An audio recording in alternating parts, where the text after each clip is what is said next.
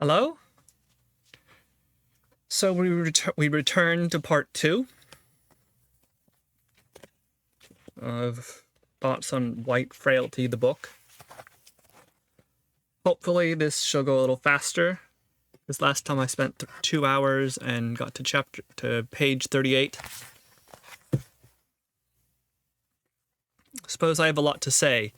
There is a build of thoughts, right? If I'm silent for a very long time about a topic, then that doesn't mean I'm silent in my own mind. The thoughts come bubbling up like a froth. And sometimes I don't know what I say or why I say it, and I speak about stereotypes and ideas, and I'm not even sure that I have them until I speak them and then bring them out in this way. Shocking or surprising even myself with certain things I might say. But the point is to be clear and not afraid.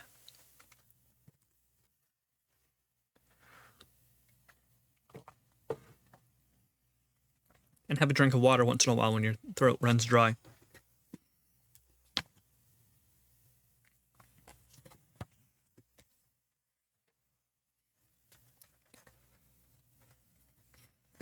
Okay.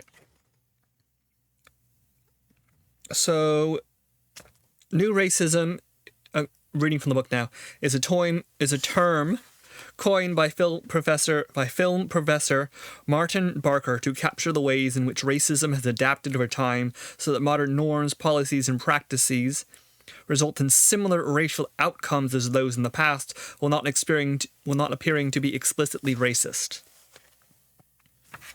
Though no one claims to be racist anymore, racism still exists. How is that possible? Racism can still exist because it is highly adaptive. Because racism is not really about race, per se. It's about power structure and self-identity and norms of action or culpability. Because of this adaptability, we must be able to identify how it changes over time. For example, after a white nationalist march and the murder of a counter-protester, the President of the United States said that there are very fine people on both sides. So there's a question here, because on the one hand, we want to stand up and say, these are the moral rights, these are what we believe, and this is how we act, or should act as a public official and someone with a public-facing persona. But at the same time, to what extent do you wish to demonize one side or the other? By that, I mean, who are you trying to convince? What are you trying to change? What are you trying to do when you look at two sides and say both of them have very fine people on each side?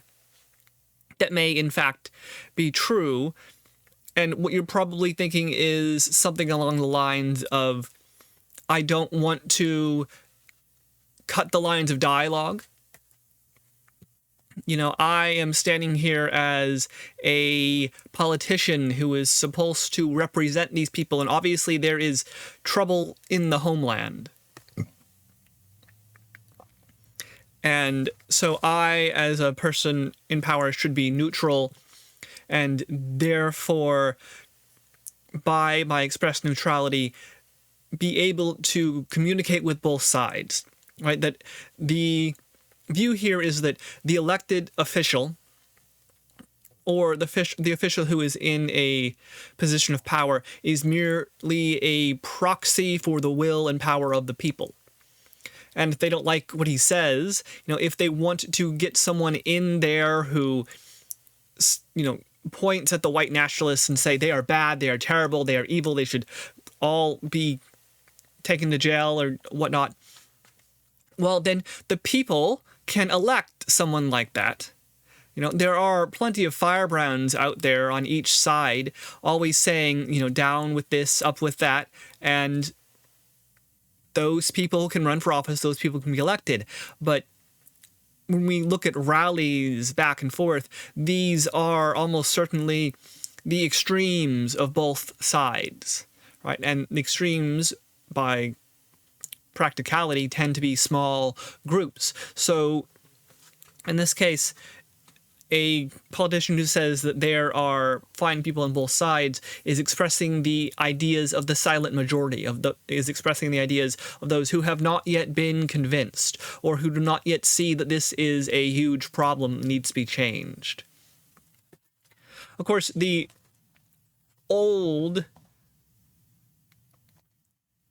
and I think rather regularly heard viewpoint is that if you do not strike back, then you invite the other side in, right? If you do not strike back against the bad viewpoints, then that encourages them to think that their viewpoints are accepted, are permissible, are moral, and therefore what they should do is speak louder and louder and louder. And here comes a conundrum. If you stand in a position of power and you see this going on, a march between a protester and a counter protesters, and one's fascist, one's anti-fascist, what do you do? Right? Do you pick a side and say, this side is totally right, I stand on this side? Well, you can do that, and that is very well a thing you can do, and perhaps a thing you should do on occasion. If there is a rising movement which is dangerous, is it not your responsibility to call it out, to say, look, I represent the will of the silent majority, and the silent majority need to be made aware of what is going on here. It is not business as usual.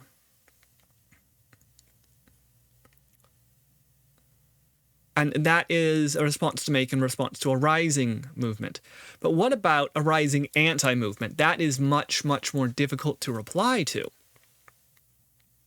Right? If you say, look, there are fascists rising into positions of power today, and I am standing here and saying that is bad, I am warning you about this, then you have a very strong moral leg to stand on. Right? Things are changing, they are bad. This is a bad change.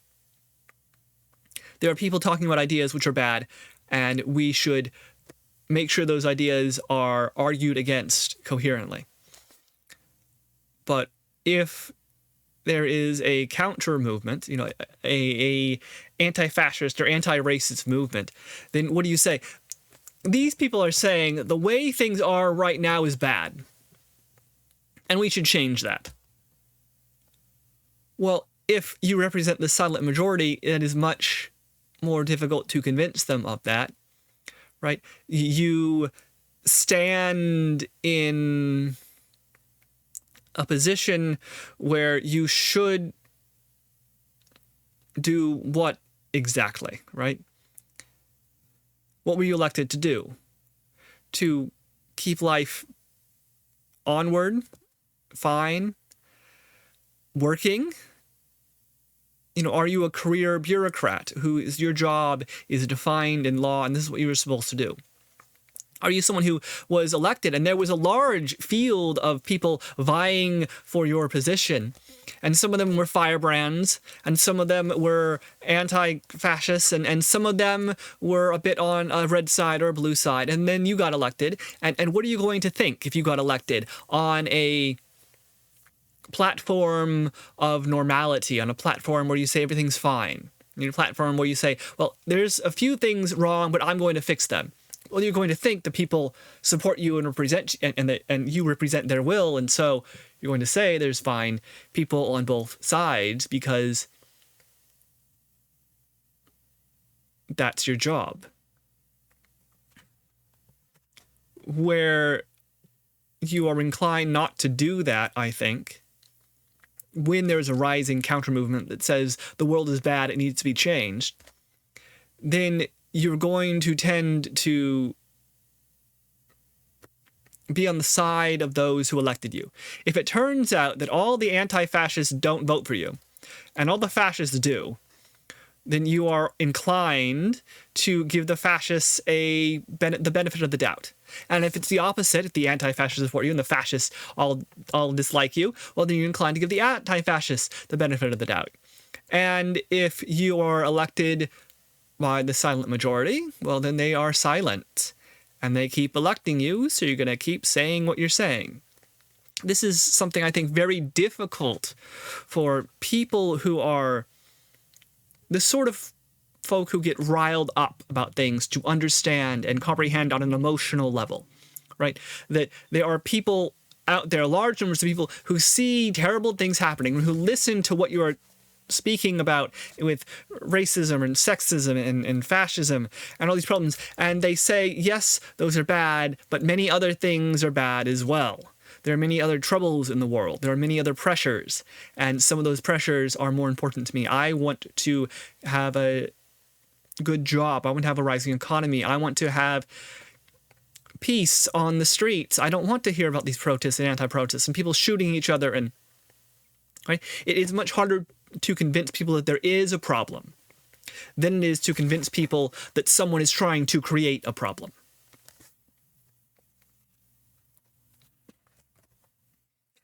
And as regards racism especially, now she gets into an idea that I didn't understand until I had that class where I was outside the country for a long time, that I came back, and then I went to college again, and I was taking classes with people 10 years my junior who had grown up, and with a different idea of what racism and anti-racism was. And my idea comes from Martin Luther King, right? That's what I was taught. That's what we see. And she mentions it here on page 40. What is termed colorblind racism is an example of racism's ability to adapt to cultural changes. According to this ideology, if we pretend not to notice race, then there can be no racism. The idea is based on a line from the famous I Have a Dream speech by Martin Luther King Jr. in 1963 during the March on Washington for Jobs and Freedom. At the time of King's speech, it was much more socially acceptable for white people to admit to their racial prejudices and belief in white racial superiority. But many white people had never witnessed the kind of violence to which blacks were subjected. Because the struggle for civil rights was televised, whites across the nation watched in horror as black men, women, and children were attacked by police dogs and fire hoses during peaceful protests, and beaten and dragged away from lunch counters. One line of King's speech in particular, that one day he might be judged by the content of his character, not the color of his skin. That's not, he said, she's even misquoting King here, that his children will be judged by the content of their character, not the color of their skin. Okay. Was seized upon by the white public because the words were seen to provide a simple and immediate solution to racial tensions. Pretend that we don't see race and racism will end. Color blindness was now promoted as the remedy for racism, with white people insisting that they didn't see race, or if they did, that it had no meaning to them. For example, a common response in the name of color blindness is to declare that an individual who says that race matters is the one who is racist. In other words, it is racist to acknowledge race. And yes, that is true. Okay? And this is something which is a problem with the language we use. It is indeed racist to acknowledge race. It is seeing the world through a race-colored lens. It is saying that there is race in our society, and it matters and affects us, okay? As opposed to an unracist viewpoint, on the opposite side of that spectrum, which does not see race and says race doesn't matter, race isn't real, race is a completely social form of identification put together, and these people are white, these people are black, but I go to the ghetto and I see a bunch of white folk who talk in Ebonics, and I go to the Met Gala and I see black lawyers and black entertainers who speak in a more upper class, old white fashion, and then you say, well, I don't see black and white. What is that? It's not color exactly. It's more like a culture. Then I'm talking to someone, I'm talking to the most ghetto-ass white kid from, middle of nowhere. Who lives in some apartment in some city, with one parent, smokes weed every other day, Where's a do-rag, listens to rap music, uses the N-word indiscriminately, and fits right in to a culture which we may see as black, but then you see a white kid there and you realize it's a little more complicated than that. There's a skin color piece and a history piece and a modern culture piece where we distinguish groups of people in our society. And often we take these shortcuts to understand or place them into a certain mold. And, the unracist viewpoint is to say that means that race is something of an illusion, and I should not have preconceptions about a black person or a white person or an Asian person. Where you came from is not important. It's who you are today and what you do. You can rise above being born in the middle of the ghetto or being born in some fancy ass white mansion in the middle of I don't know, North Dakota, or you never saw a colored person in your life before the age of, I don't know, 17 or something. I have been to North Dakota. There were a lot of Indian folk there. So perhaps not the best idea. I'm not sure. Vermont, I don't know, what's the whitest state in the nation? Okay, none of the states I've been to is the whitest state in the nation. I'll say that at least.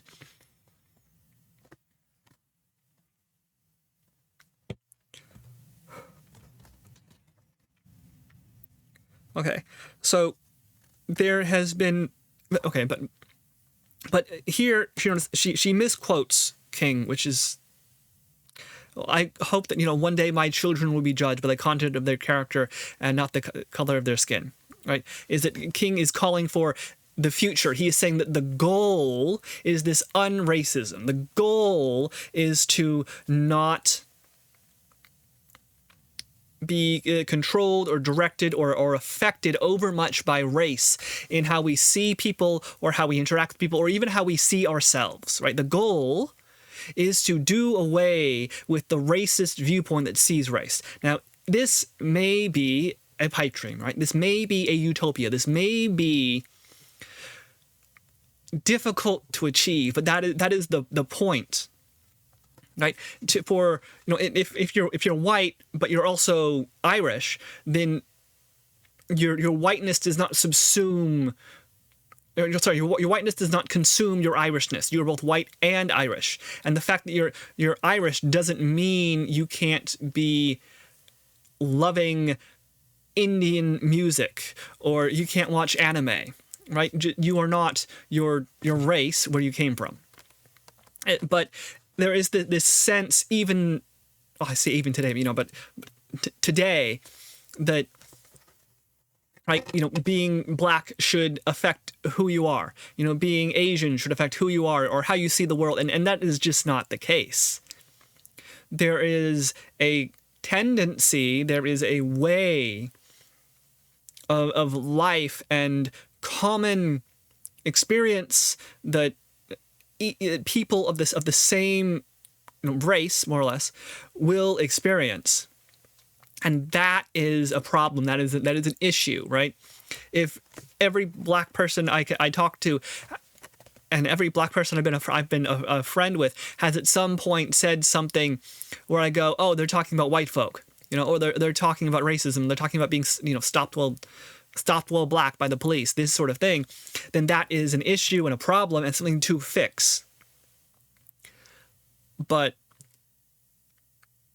it's the attempt to get there which is the issue, right? How do, and this is very difficult.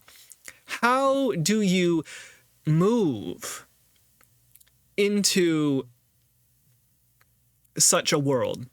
Right? How do you be African American and yet not be black?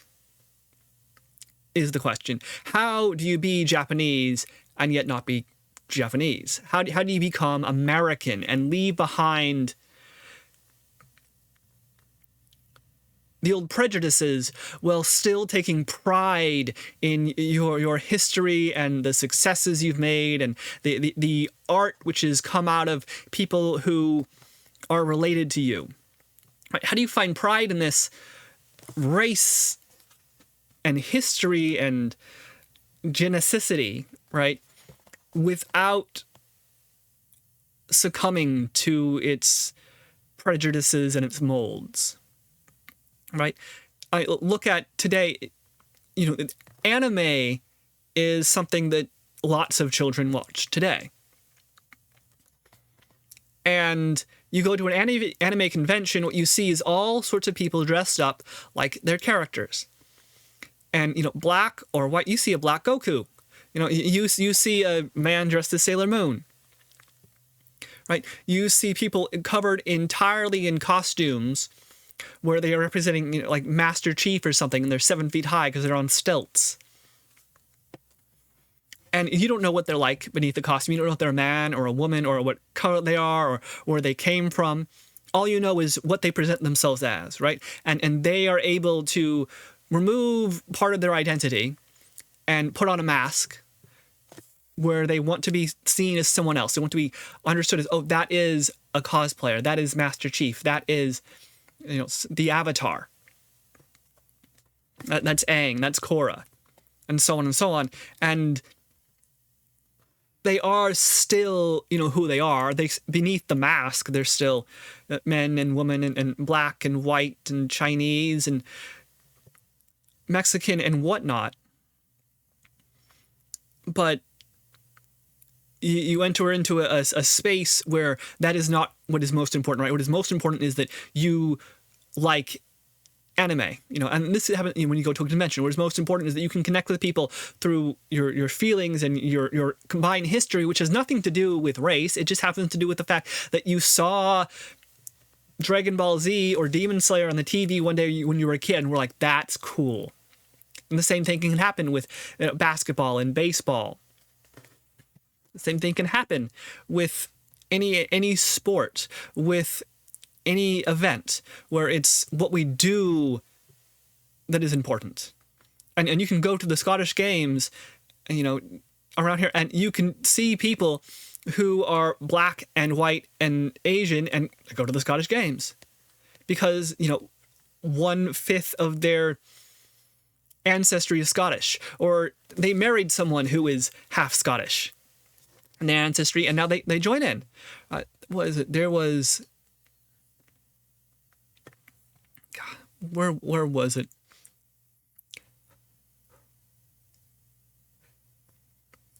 Yeah, a relative of mine was in like what's it called? Like it's like the Sons of Scotland or something. It's a Scottish group of like old guys who get together and celebrate Scottish heritage. And, my mother's like telling me about this and going, oh yeah, and then that's Carl or whatever they want. And he's not Scottish at all, but he likes Scottish music, so we let him join. There's like 7 old people in the entire group. It's not a big thing around here. But hey, you know what? You're Scottish enough. Come on.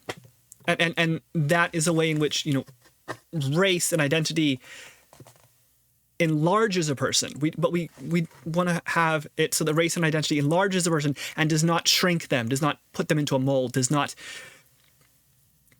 make them think in a certain way about who they are and how they are understood. And this is hard and difficult sometimes. Like I've had friends who have come to me and complained because their relatives are like, well, you ain't black enough, right? Because my friend was like, supported the wrong team or didn't have the right things to say about the police. And then, their relatives are calling them, well, you ain't black enough. I'm like, the hell you talk?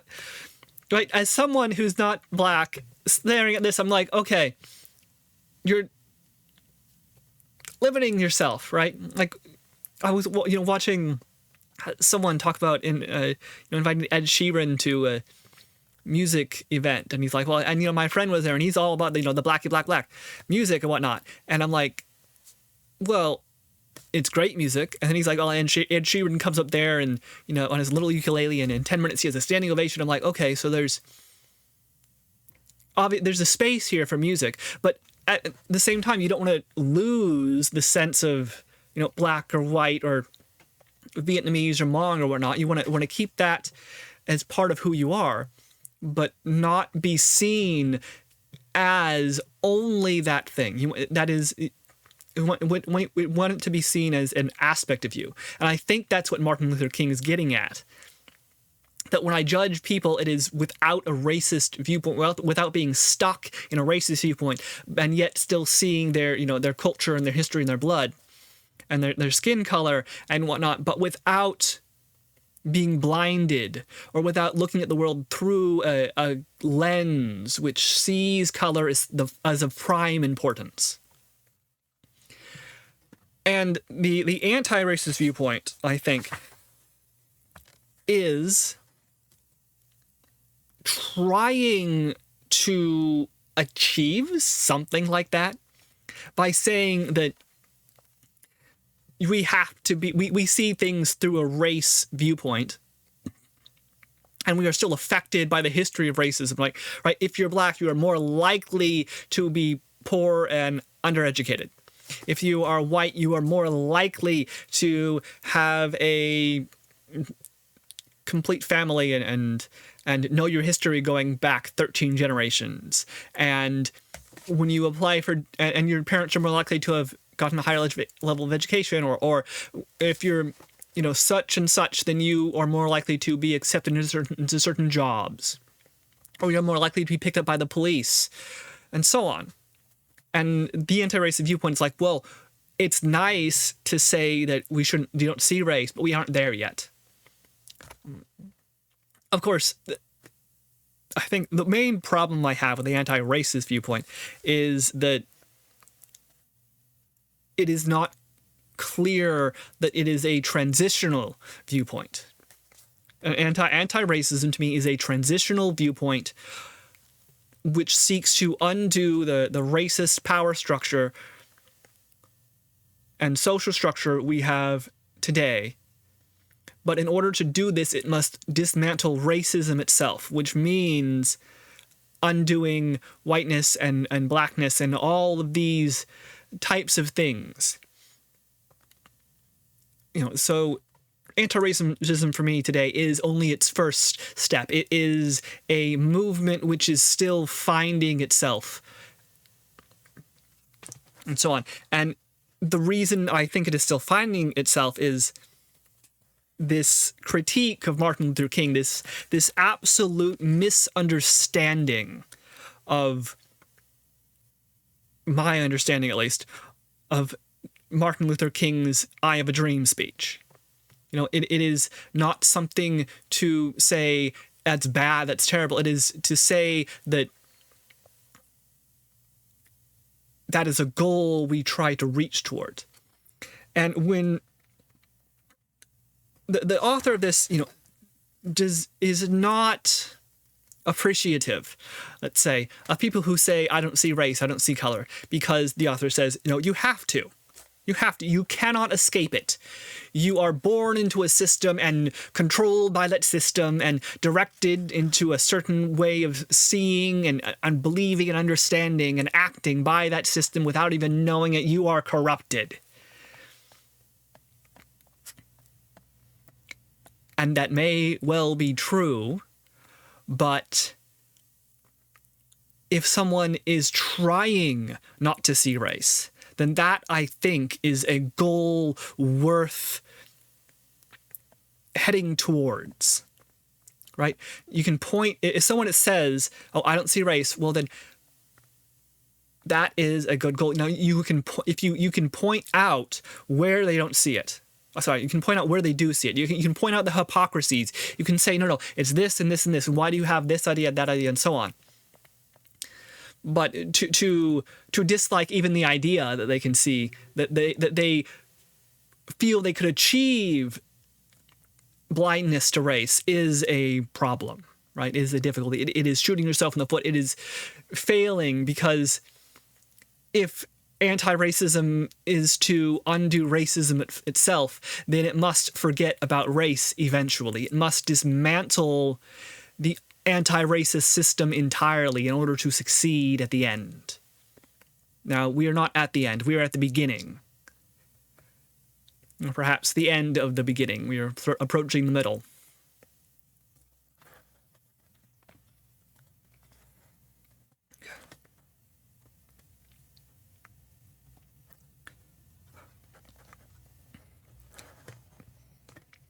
Okay.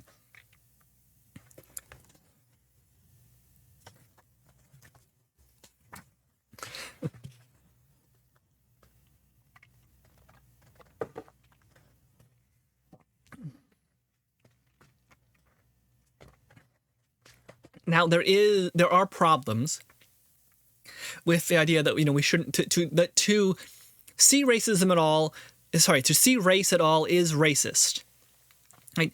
And therefore, what people might try to do, I think, and she points this out. Well, she doesn't point it out. She just says they do it without understanding why they do it. But they do it because it is a shortcut. They do it because if removing race is the goal, is the ideal, then how do you reach an ideal? You emulate it. You say, I want to be like that. And so if I want to be like that, I will act like that. It is an attempt to be anti-racist. Now, it may fail. I think often it does fail. And she points this out, when she says that she can sit in a room and give a presentation on race, and then she'll point out ways that people act in a racist way, and then those people will get mad at her, right? So the book is titled White Frailty, right? The people who when confronted with their racism end up seeing problems with this. Okay? You pointed out this discrimination in the most diplomatic way possible. So, what do you think your colleague's response would be? Would you hear gratitude that you had brought this fact to the person's attention? Probably not. More likely, your coworker would respond with hurt, anger, and defensiveness, insisting that he or she had not racially discriminated. Okay? If he's referring to countless studies show empirically that people of color are discriminated against in the workplace. Imagine you had empirical evidence that your coworker was unintentionally discriminating against people of color during the hiring process. Okay, so when one emulates a ideal but does not actually reach that ideal themselves, then it is a psychic shock to realize that you have failed. It is a psychic shock to realize you are not quite the good person you think you are. And so the author here, in her anti-racist movement, right, in her talk about white frailty, is trying to deal with that situation, I think, is primarily what she's talking about.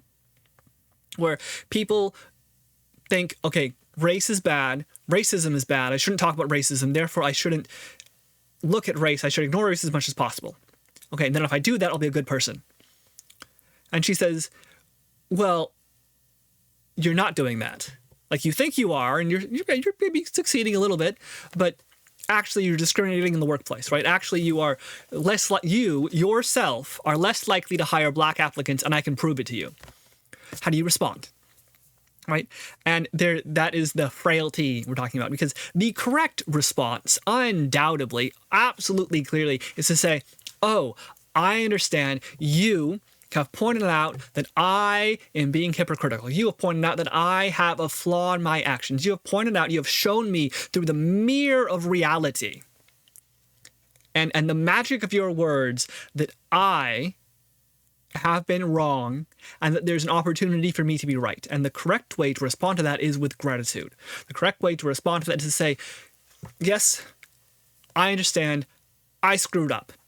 Let me try to be better next time. Let me acknowledge my screw up, say I'm sorry, and be better next time. And that's what we're taught to do as kids, right? Hey, you screwed up. You said a mean thing to your friend that you didn't mean in the heat of the moment. So apologize to them and understand that you messed up and how to do it better next time.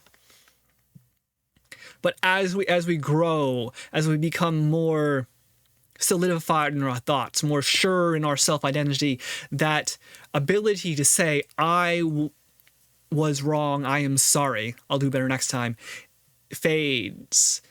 It is more difficult to do. Right? Because you can expend so much energy with all the people who criticize any possible action you take. Right? Anything you do, anything you say about race in any way whatsoever is going to piss somebody off. It is the sense you have as as a person in America, I feel. And so in order to avoid conflict, we don't even talk about it. We don't even mention it. And if it is mentioned, then there is this immediate push, like, oh God, don't talk about that, because we're going against the norm, right? Again, go back to, it's much harder to convince people that their normal is actually a problem.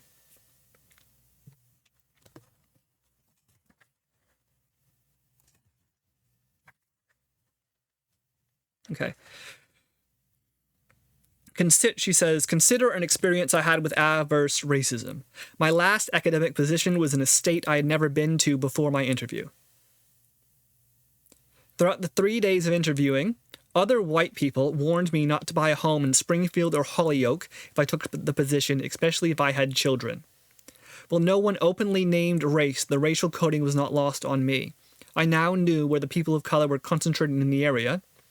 At the same time, because no one directly mentioned race, we could all deny that this was what we were actually talking about.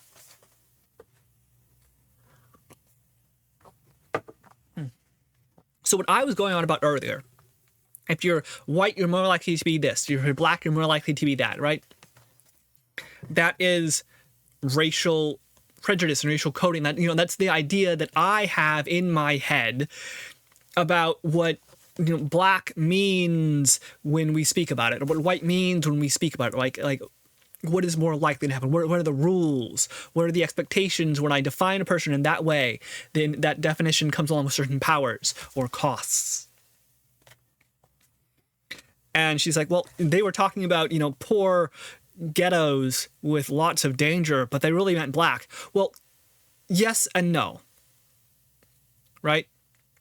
Yes, they meant black because they know that a bunch of black people live in the area and that area is dangerous. How do they know that's dangerous? Well, they see it on the news. They hear about it. There was a shooting there. There was a problem there. The police are there in force. And it may be the case that, well, the police tend to find more crime among this certain area of town because they are concentrating on certain types of drugs, or they are assuming that this area is a problem, and so they are concentrating more of their officers in that area. So of course they find more crime because there's more people looking for crime.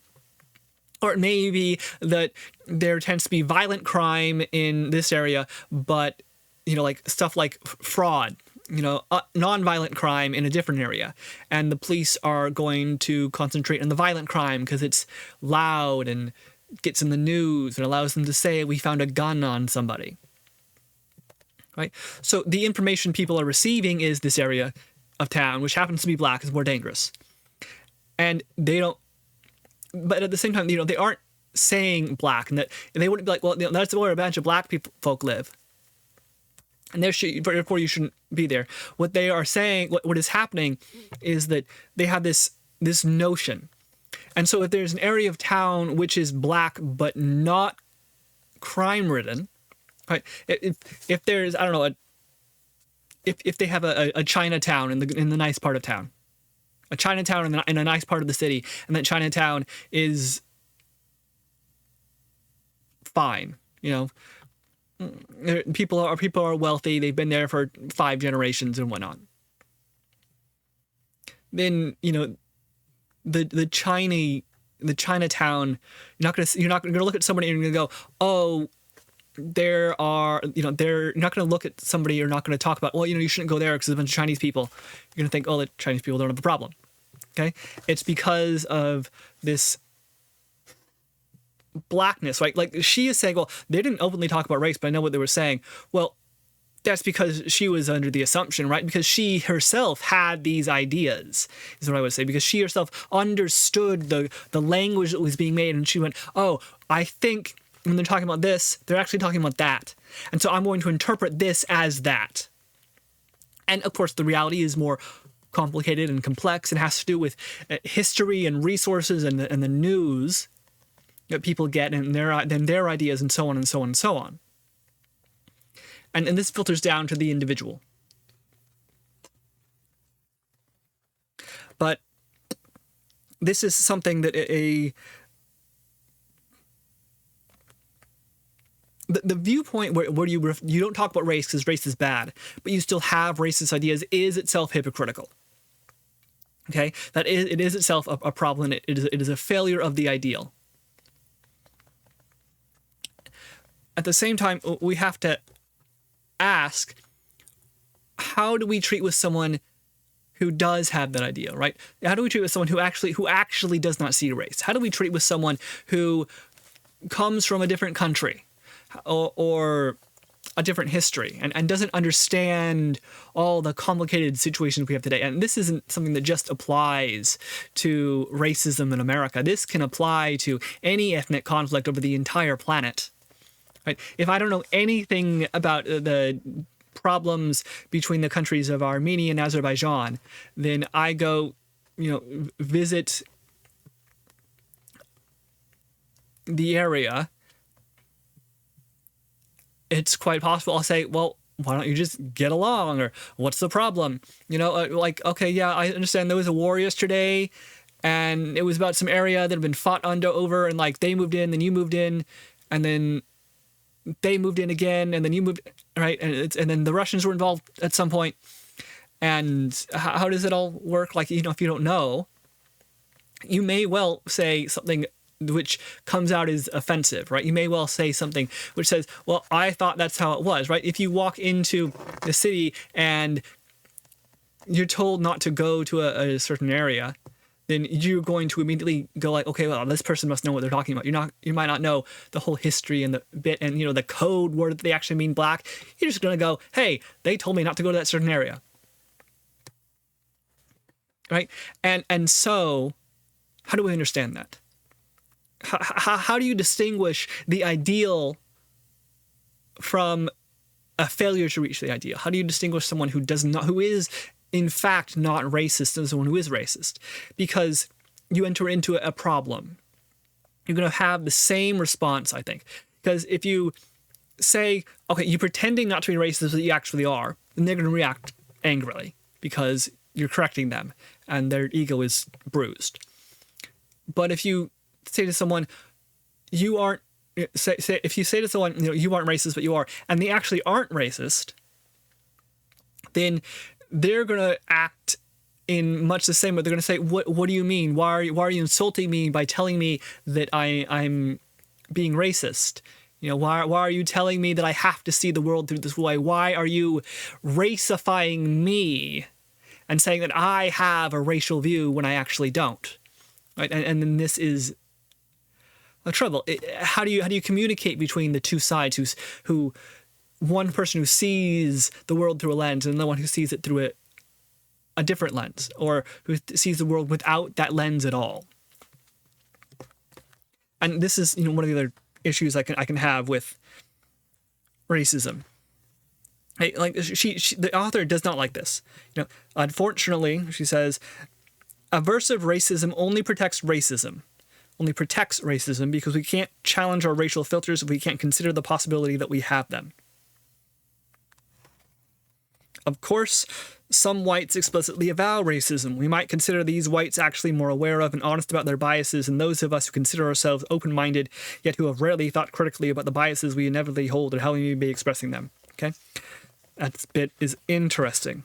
Right, so aversive racism, denying racism, only protects racism because racism is ingrained in our system and we can't escape it.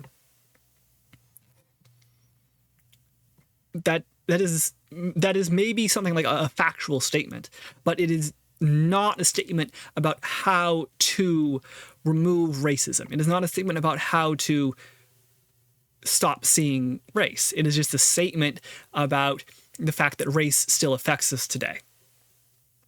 Therefore, it is a fact, but it is half an answer. It is missing a conclusion. But what's the next sentence she has, though, right? Of course, some whites explicitly avow racism. We might consider these whites actually more aware of and honest about their biases, right? So the presumption is that if there is a person who says they don't see race, then they must be lying. If there's a person who says they don't believe in race or they don't apply it, then they must be false. Because we live in this system. And so now all of a sudden, the whites who say that they are racist, the whites who say, I have racist views and I view the world through a racist lens and I have my racial prejudices, they are actually held up as higher, right? They are put on a pedestal as, look, they admit the truth. And hey, that may be the case in most times, I would say, but it is not necessarily the case. It does not have to be the case. And when you do this bit where you put whites who admit their racist viewpoint and say, well, at least they're being honest, you attack your own goal, right? You reinforced racism in this way by saying that those people who have racist viewpoints are better because they're more honest than the people who say they don't have racist viewpoints who must be lying. Does that make sense?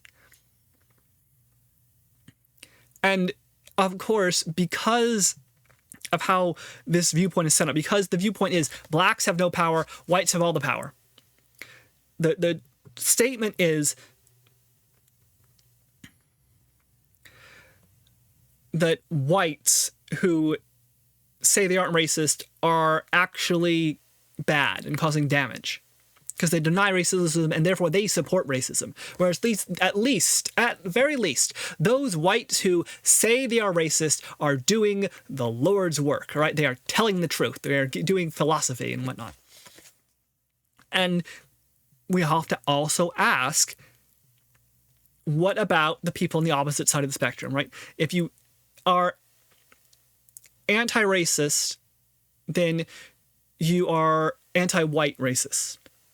As it is. If you are unracist, or if the goal is unracism, you have to also say, well, when are black people racist? Because they can be. 100%. Right? When does someone who is black, hate white folk because they're white, or see themselves as the victim all the time and blame their place in the world on their skin color, right? I've known people like this. I used to work at a hotel, and what I would notice is about once a month, you'd have some black guy or black girl come in, and we wouldn't be able to rent them the room, right? They would be like, look, you have a history here, and I can't let you in. It would be like, we require IDs. You don't have an ID. We can't let you in. It would be like, we received a call about you from another hotel saying that you trashed a room down there. We can't let you in. And this person in front of me, about once a month on average, would say, oh, it's because I'm black. And I'm like, hell no, man. It ain't because you black. The last 50 black folk who came in here had their ID, didn't trash the room. We hadn't been warned about them, didn't smell like a hobo. Right? They all did it fine. Your problem is not that you're black. Your problem is that you're homeless, drug addict, sort of thing, right? The fact that you're black is accidental to this. But they would reply, well, it's because I'm black. No. That is a part of why you're in here. That has to do with the history of the likelihood that you end up in a position more like this because you're more likely to be poor, more likely to have a drug problem or something like that. More likely to have grown up in a part of town where drugs are more likely to be on the streets. or where there's an underground economy because it is harder for people to get jobs, and so that leads to a underground movement, or where people are more likely to be depressed or more likely to have PSD because you live in a more violent spot, or you have a history of trauma which goes through your entire family, which is more likely because you have dark skin, and so on. That contributes to it, but I'm not denying your room because you're black, right? And then trying to use that as an excuse for your own problems is not successful. You know, and like I said, I've met friends who are like, well, you know, their relatives say to them, "Hey, you ain't black enough," and I'm like, that, right? Well, then that viewpoint that you must be a certain type of person, a certain type of thing, or you have to be anti-cops if you're black. That was what the complaint was about a long time ago that I remember. Right? And you have to be willing to call that out as well. The problem with the anti-racist viewpoint, because it is an anti-establishment viewpoint, right? Because it is a point on that triangle, which is trying to say there's a racist system and we have to dismantle it, is that it is entirely focused on the power aspect of the relationship instead of the very fact that race is an issue in and of itself. Okay, so it's an interesting that, like, well, I see and understand where the book is getting at. I see the problem that it's talking about, and I agree with its solution, right? And I agree with the acknowledgement that as a white person, you should look at the world you grew up in and acknowledge that it has racist overtones and has racist effects, and that, you know, you have certain ideas and presumptions about people based on what race you think they are. But at the same time, just because someone is white does not mean they are the enemy. Just because someone is white does not, you know, with pale skin, does not mean that they are racist in and of themselves. We make, again, the distinction between individual and structural racism. Structural racism, I think, is very much still with us. Individual racism is a much more complicated issue. And of course, like any movement which is an extreme, any movement which has ideals, any movement which is going against a power structure and therefore feels threatened by the power structure around it, who feels threatened by anybody who doesn't agree with them, has this viewpoint that, hey, if you're not with me, you must be against me. And I'm like, no. There are three sides to this. Not two. There are three. And trying to squish the white folk or the black folk who want to escape race entirely and forcing them to, or accusing them of supporting racism is counterproductive. Right? All it does is try to squeeze that triangle into a line, to black and white, into good and bad, when the world is shades of gray, when the world is complicated, when we are affected by our history but not ruled or controlled by our history.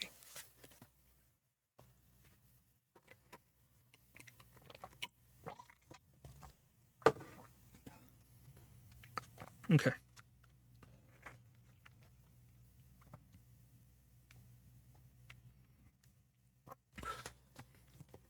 Okay, so she talks about a study here. The research on page 49, the researchers document that in front stage settings, those in which people of color were present, the white students displayed a range of racially conscious behaviors, including the following: acting overtly nice, avoiding contact, i.e. crossing the street or not going to a particular bar or club, mimicking black mannerisms in speech, being careful not to use racial terms or labels, using code words to talk negatively about the people of color, occasional violence directed at people of color. Okay? So essentially, the white kids were like, okay, there's a black guy next to me. or we're going to a black club, or we're in an area with a bunch of black folk around us. And so we're going to act differently than we do when we're around a bunch of white folk. Or we're going to a white area, or when our black friend isn't with us. And yeah, that 100% all the way definitely happens. And the reasons I think are a little more complicated than she tries to put it. She's like, well, they are, the people who do this are bad, right? They are misrepresenting themselves, right? They are being racist, but saying they're not racist, and so that's hypocritical and that's bad, right? And she says, today we have but there's also the way in which we act like this because of the expectations, right? Like we don't know if I think oftentimes you're a white person walking around and you enter a black area, you don't know if that changes things, right? If you are not used to being around a black area, if you don't go to a black club, if you don't have black friends, or you only have the one token black friend, or the one token Japanese friend, or the one token, Middle Eastern friend, or Mexican friend, or whatnot, and you go into an area and you see people, and then you identify them as a race, and then you're not entirely sure how to act. You're like, I don't think this changes how I should act, but maybe it does. So that's where the acting overtly nice comes from, right? You are in a position where you don't quite get this, and you're not sure if it's important or not.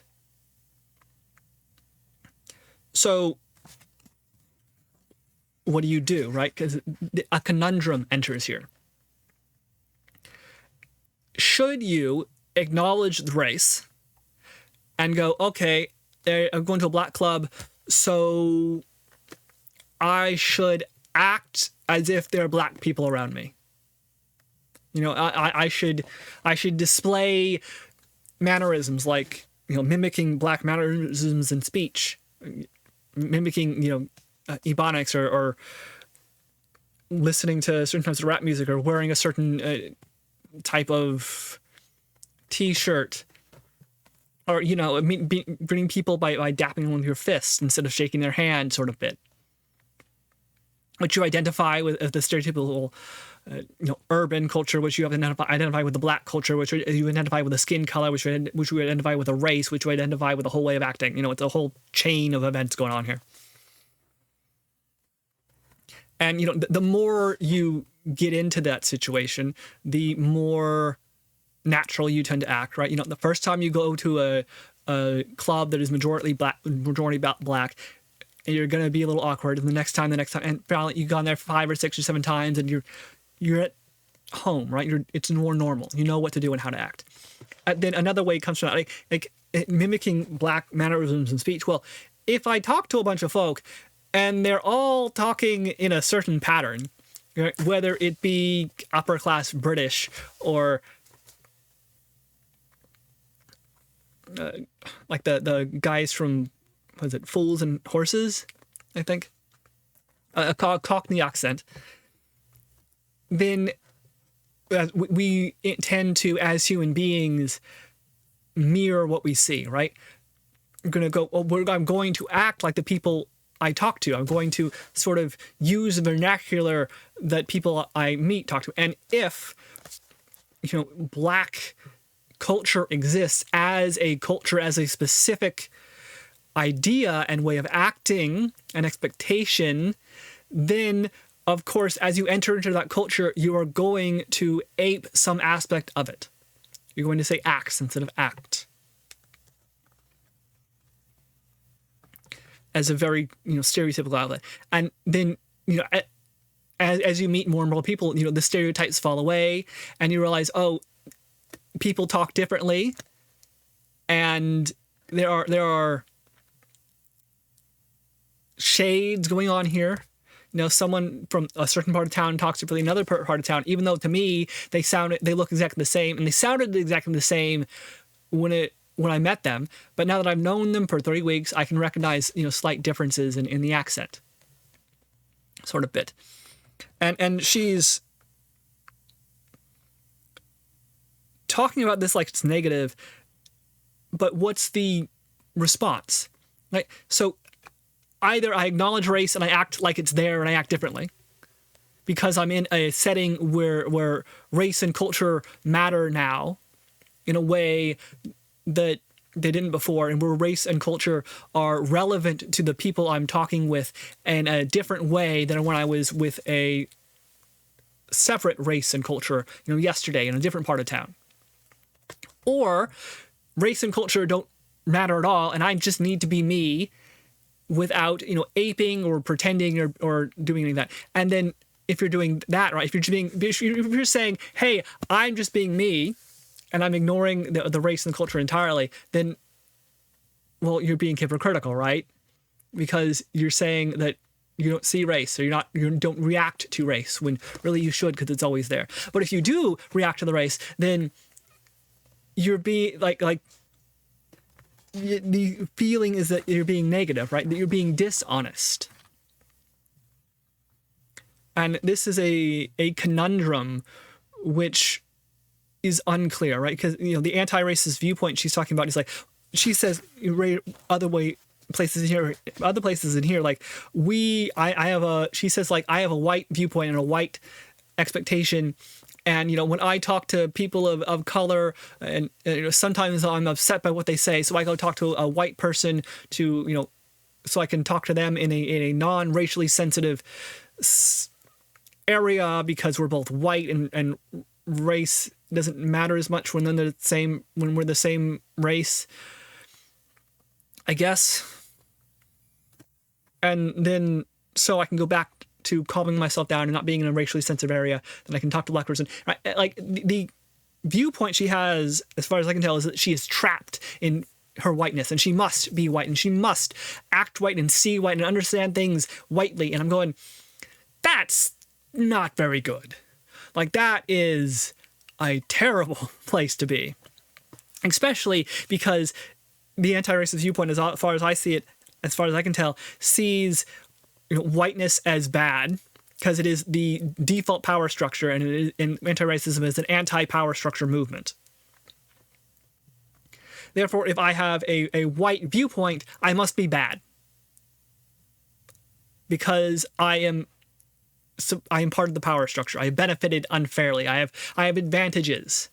I'm going, I mean, that may be the case, but what does that do to you as a person to sit there and think, oh my gosh, I have to see the world through this certain lens of race? And every action I take with a person of another race is affected by this relation we have. I'm like, that, I mean, the strain that puts you on. How do you have true friendships with people when every friendship you're judging yourself and thinking, okay, am I acting like a proper white person who acknowledges their white viewpoint should act? Like, it's just so sad. And it's not the goal I want to have. It's not how I want to live my life. I want to get to that third point of the triangle. I want to get to unracism and say, I don't have to think about race when I'm with my friends of wherever they come from. No, it's not important. It's who we are. It's the history we have with each other, and so on. And they may come from a certain area of the world. They may have histories and so on. But these are entirely secondary to who I know as them as a person, as an individual, as a friend, as a relative.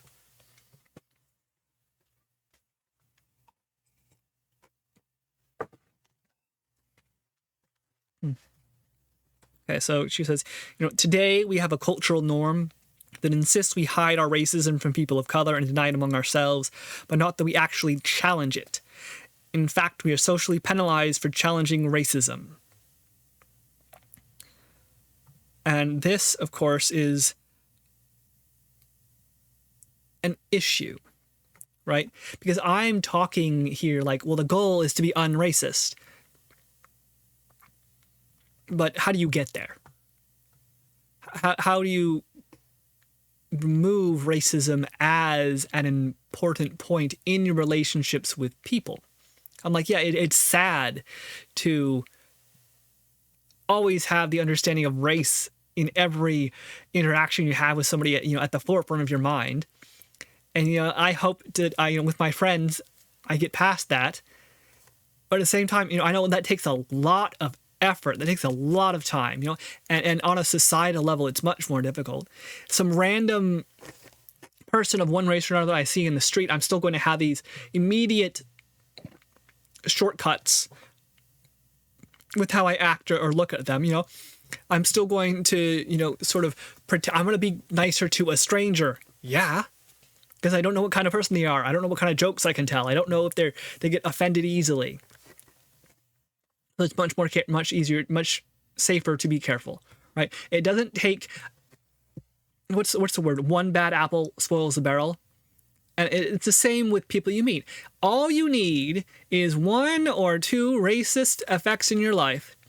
And then all of a sudden that messaging you've heard that race matters and race is important comes back at you. And you're going, okay, I'm going to pay attention to this again. Now, okay, what were the rules again? What were the presumptions? How do I demonstrate that I'm, white or black, but the right kind of white or black, and therefore getting into possibly meeting people on a more direct and personal level? And it's so tiring sometimes. But of course, if you never confront it, then you end up doing much the same damage, right? If you're like, well, affirmative action is always bad. Well, yeah, that's a viewpoint, and I may understand where you're coming from, and I may agree with you in, certain positions or in certain ways, but I can still stand here and say, well, I see the other side. Like, the side that says affirmative action is good has a point. There are racial disparities which we have not dealt with that are the result of choices we and our ancestors made or had forced upon them. And denying the history of that is itself disingenuous and dangerous. Right? There was a statement. Oh, yes. Something that gets to me sometimes is I'll be in a position, right, where I'm talking to a little kid, right? It's a little male kid. He's like 8 or 10, right? It's a boy. So what am I inclined to do? Call him boy because he's a boy. And then sometimes I got to stop myself like, okay, no, he's a black boy. And if I say boy that has racial overtones that I think come from the South and how people refer to the servants, and I probably know this because of movies or books, so I can't use boy. In this case, I have to use like, hey kid, or hey you, right? I can't use boy, that word, because I'm in a situation where boy means something else. But if there's a white kid and I say boy, then there is no racial overtone there because I'm talking to a boy.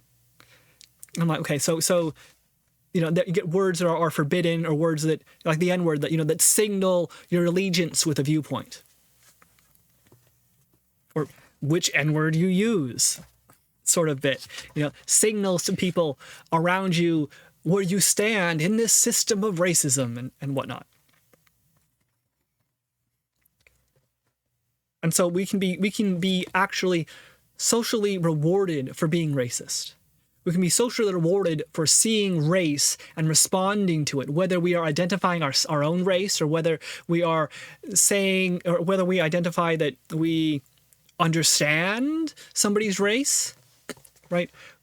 We are saying I'm giving you a shortcut to understand me, or I understand the shortcut you have told me, and I'm assuming certain things about you, and that may or may not be true, right? I may look at a black kid walking down the street and go, well, he looks like he lives in a slum. His shoes have holes in them, and that t-shirt has been washed way too many times. But it may just as well be that he's a nice kid from a fine family, and is visiting his cousins from out of town, or it happens to be pushing an aesthetic. I'm like, look, he has ripped jeans. Oh my gosh, he must be poor. Well, not necessarily today. It may be that he paid $400 for those ripped jeans. I don't know the fashion, the idea of what's going on.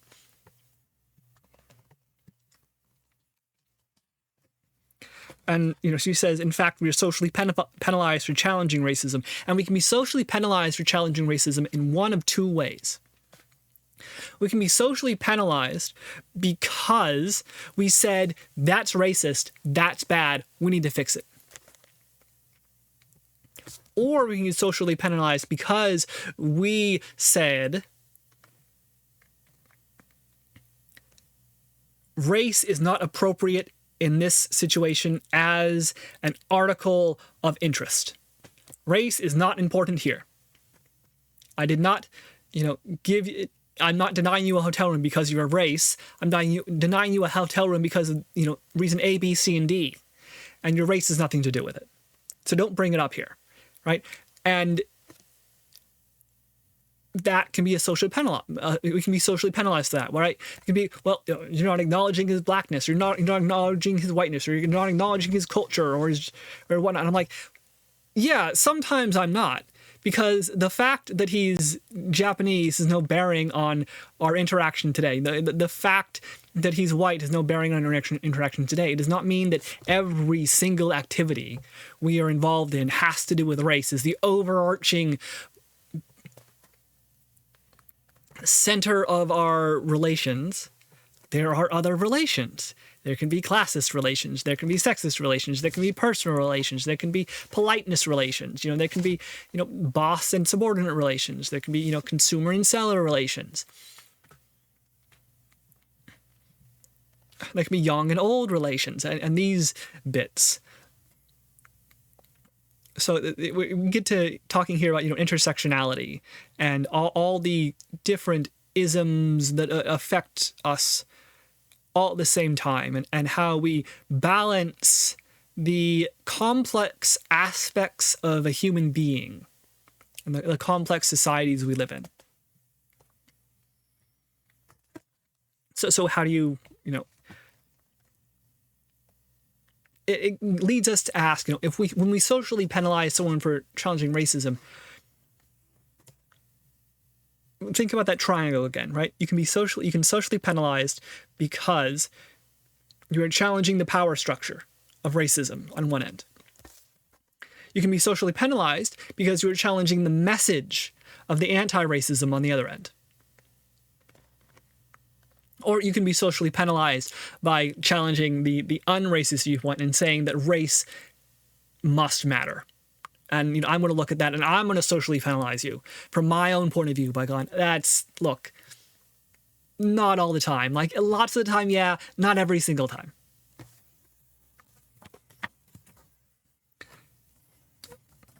Of course, the book just points out, socially penalized for challenging racism. By looking at the penalization of,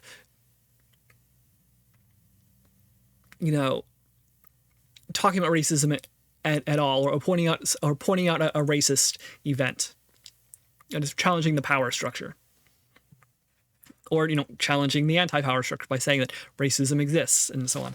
It's not quite it is almost self-reflective, right? But why are we socially penalized for challenging racism? And we can be socially penalized in different ways for challenging racism in different ways. Challenging personal racism or challenging structural racism may have different effects. That's just something to think about. Like, why are you getting mad when someone's talking about race? Like, is it because you think it's not appropriate right now? Is it because you're threatened by what they're saying? Right? Is it because they're attacking your own viewpoint? Or is it because you think they're being disingenuous in the way they're talking about race? They're actually after something else, like power or glory or money? Like when a social norm is challenged, it can be challenged in multiple different ways and from different directions at the same time for different reasons. It's not all black and white. Shades of gray.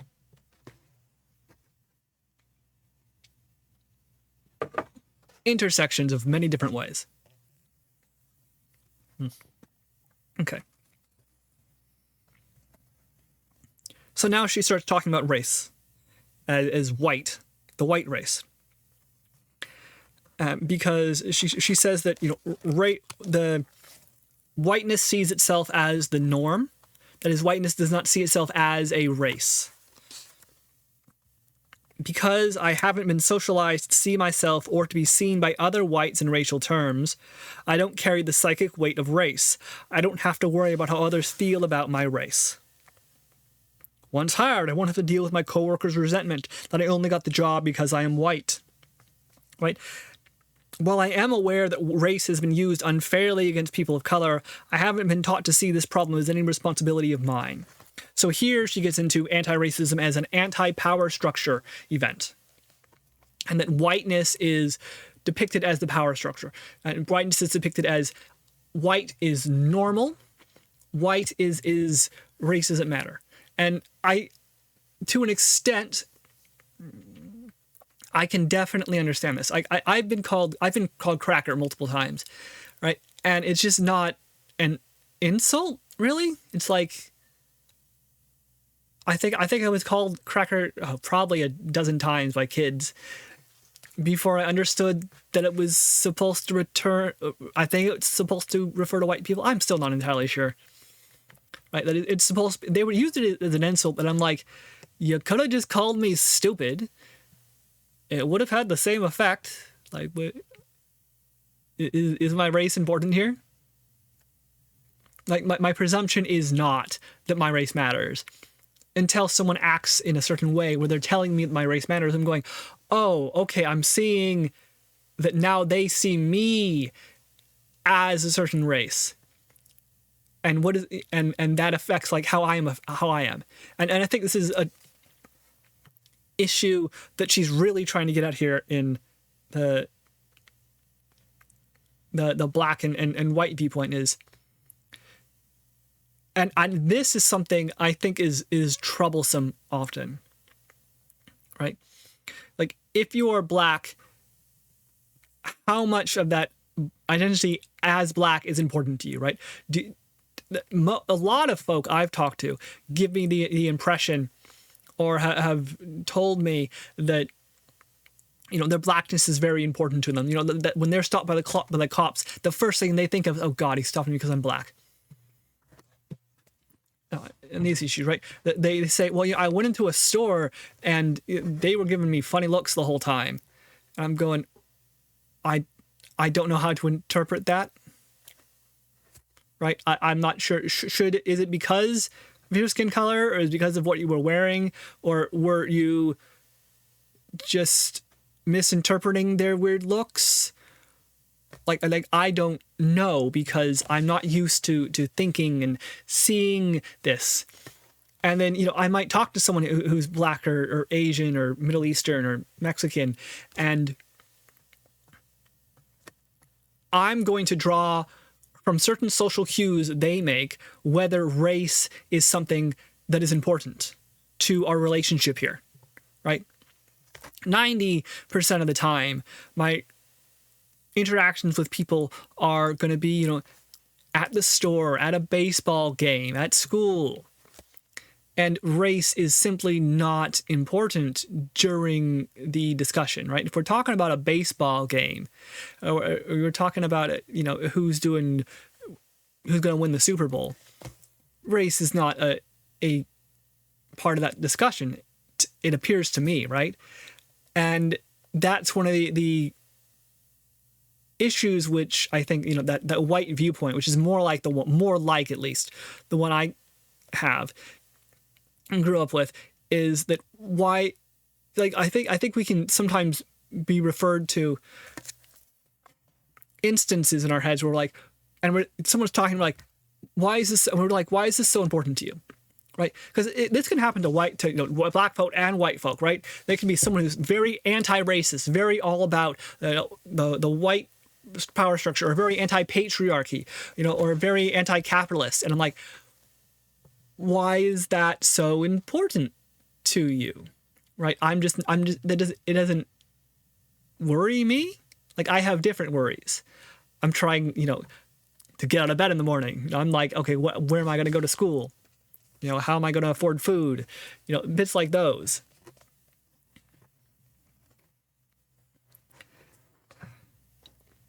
So it's this psychic weight of race. And of course that ends up happening to individuals as well.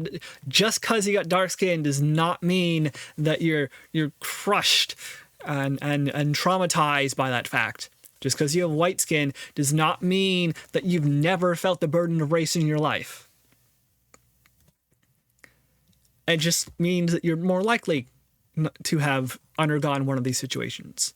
You're more likely to hold a viewpoint like this.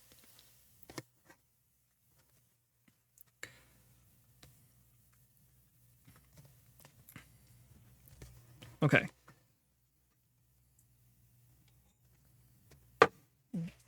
And here we talk about about individual racism and structural racism again. She says, as I move through my day, racism just isn't my problem. While I am aware that race has been used unfairly against people of color, I haven't been taught to see this problem as any responsibility of mine. As long as I personally haven't done anything I'm aware of, racism is a non-issue. This freedom from responsibility gives me a level of racial relaxation and emotional and intellectual space that people of color are not afforded as they move through their day. People of color lack these benefits because they are racialized within a culture of white supremacy, a culture in which they're seen as inferior if they are seen at all. And that's a complicated statement. And certainly does not apply to every single person in every single interaction they've ever had. And, issues come up then about culture, right? If you are a poor white kid from the ghetto, how black are you? If you are a rich black kid born to a pair of doctors, how black are you? And, the question starts to arise. How much is skin color? How much is culture? How much is history? Because skin color is so obvious, right? The rich black kid born to a pair of doctors, my understanding and interpretation is that they're going to be seen as more likely culturally black because of their skin color. Like, the assumption is going to be that they're culturally black and that they should know about black history and black culture and take pride in that. And by taking pride in it and being African American, they also have to take pride, or are supposed to take pride in the civil rights movement, which is an anti-establishment movement. So they're supposed to be anti-establishment. It's like that. Just because they're black don't mean they're anti-establishment, right? And, just because a kid is white doesn't mean he's pro-establishment. You may be some poor white kid from the ghetto and want to tear down the world and burn it to pieces. You may despise the power structures that put you where you are. And yet you're not entirely black, right? Because you don't have the skin color. You're always going to be able to change your clothes, change your speech, and blend into an entirely separate racial structure where you are seen, or as seen as an individual person, where it is harder, or at least I assume it is harder for people of color to do so because of the color.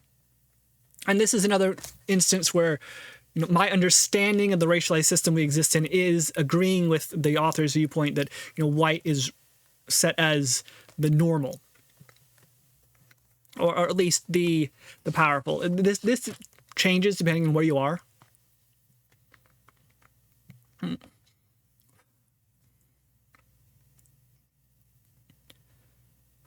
Because you have local instances where just because you have light colored skin does not mean you are on top of the power structure in the local area, right? Does not mean you benefit in extra ways from every interaction. You may be less likely to get pulled over by the police, right? But that does not mean that some bully isn't going to beat you up on the way to school. You have intersections of power here, and sometimes they matter, sometimes they don't. What she points out is that most of the time, I do agree with her viewpoint that it does matter at least partially, right? In that your race will matter in many interactions you have throughout your life. We do not live in a society where race almost never matters.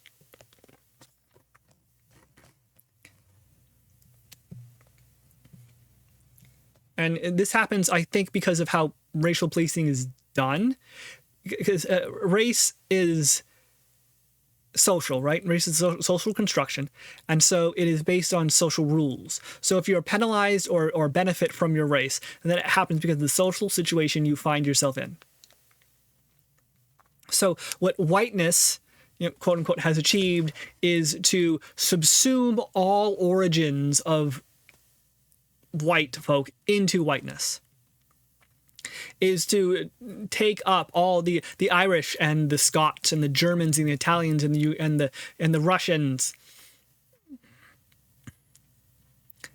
and the Swiss and the Portuguese and say, you are all white, and what your race, quote unquote, was doesn't matter anymore. I'm going to treat you exactly the same if you're Irish as if you are from Greece. There we go.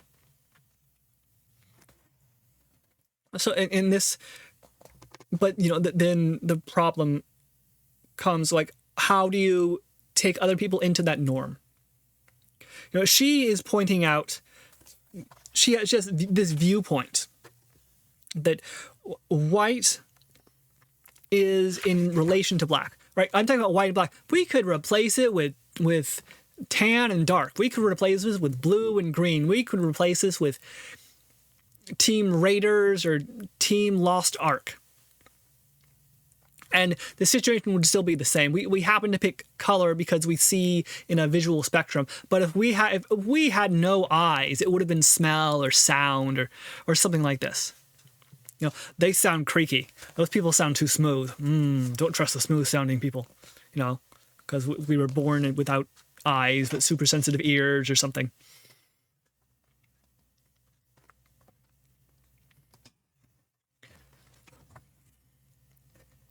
And so, how do you get rid of whiteness? Well, if you get rid of whiteness, you also have to get rid of blackness.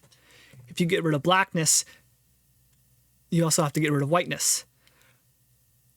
But the whiteness she's talking about here is a certain type of whiteness, which has integrated various races into itself. So, the other way is to make everybody white, which is a complicated idea, because if I say, like, make everybody white, I do not mean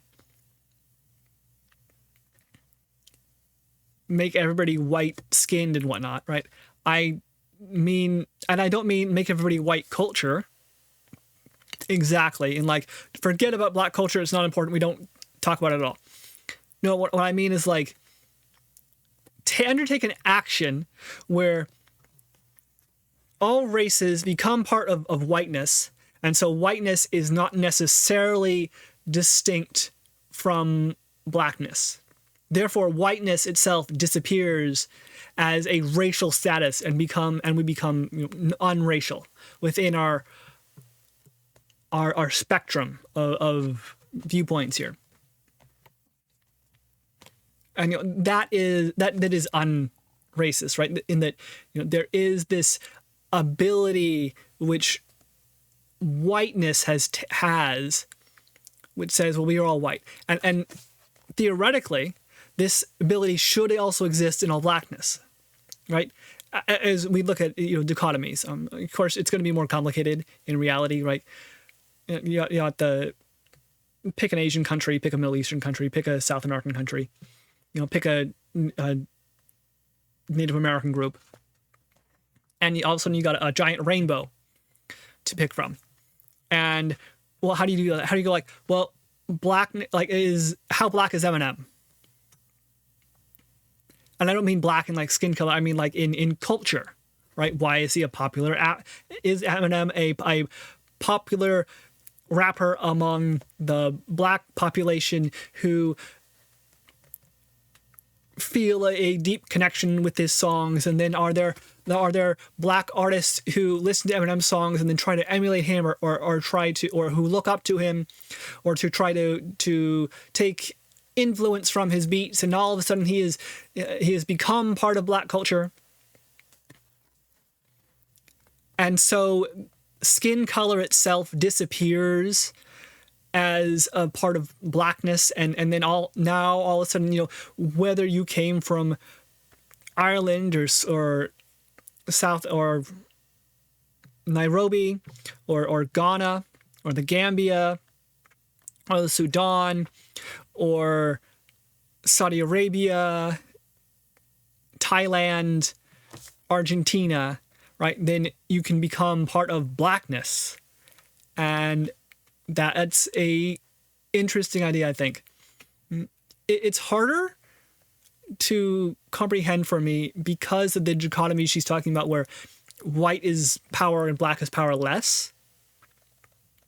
And, it's like, I mean, who wants to join the powerless part of this? Well, what you do, of course, is if white is power and black is powerlessness, then what happens if you give black power? Well, then one of two things happens, right? Either there's a struggle for dominance. Well, if black has power, white must have less power. Or there is a rising up, and all of a sudden white and black both have power and are both, you look at models and, the black model and the white model are equally beautiful in different ways, and we appreciate all of them.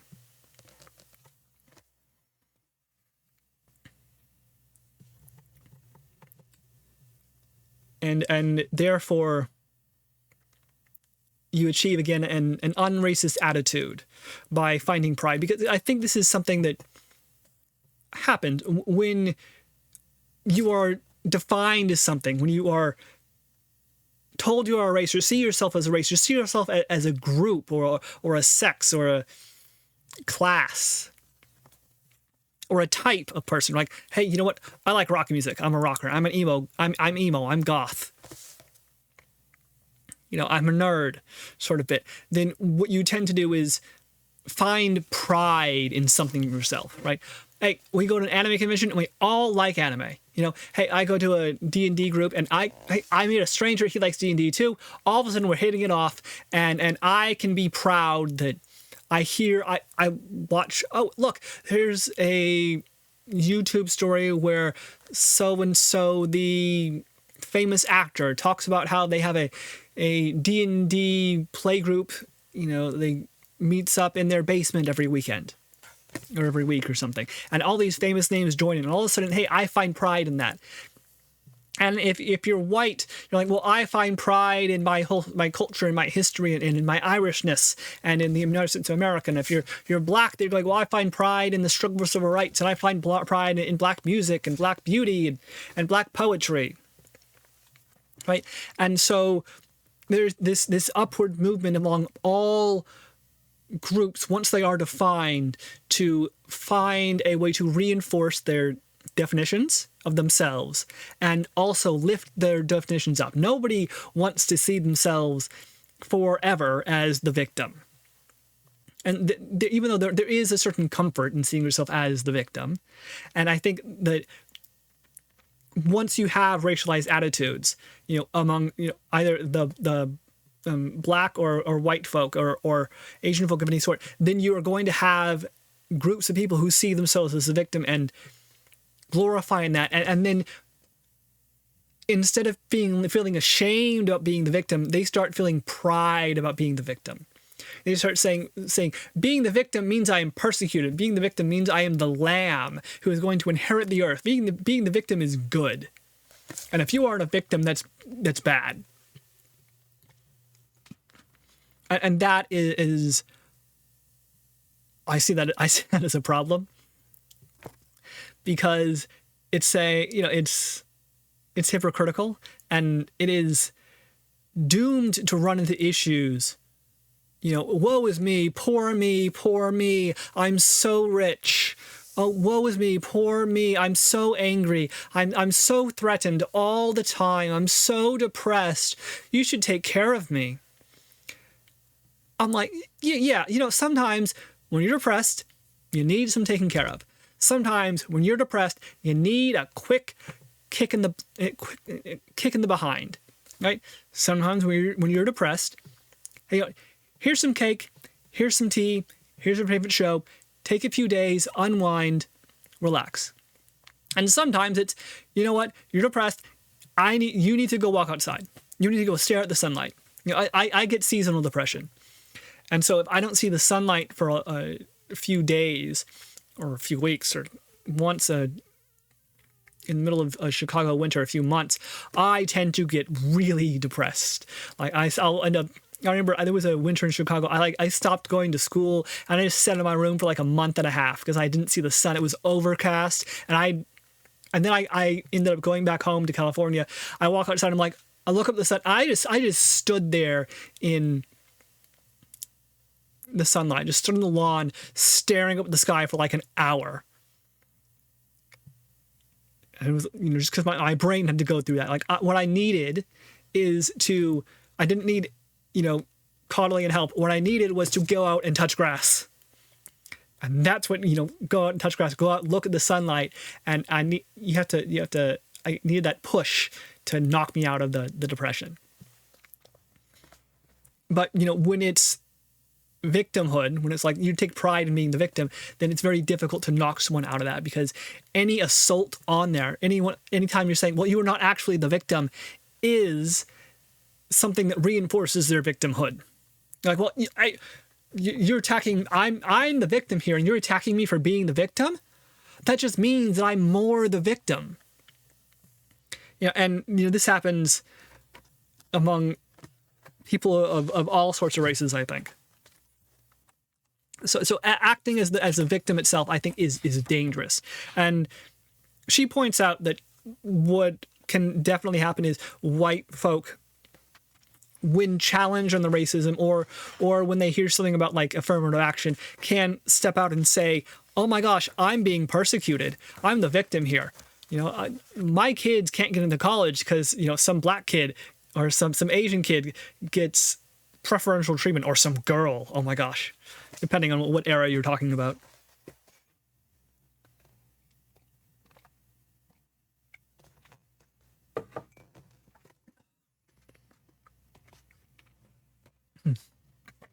So that for me goes that for me, the victimhood idea transcends racism and just goes to basic philosophy about how we should or how we want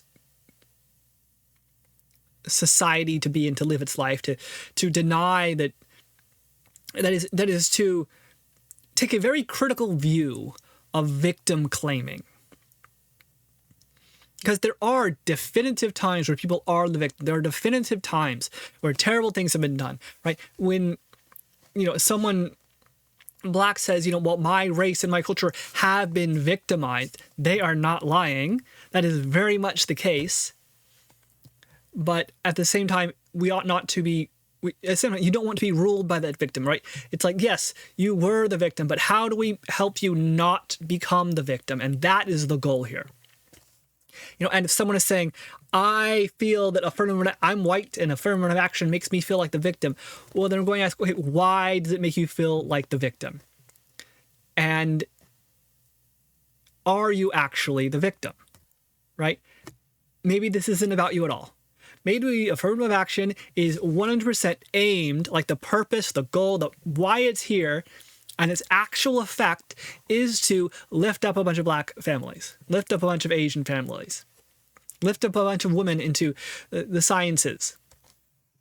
And hey, your kid isn't as likely to get into Harvard, but your kid can apply to is able to get into there's a dozen IB schools he can get to, and he can still, he can go to UC Santa Cruz or whatnot, which is still a fine, top 100 in the nation school.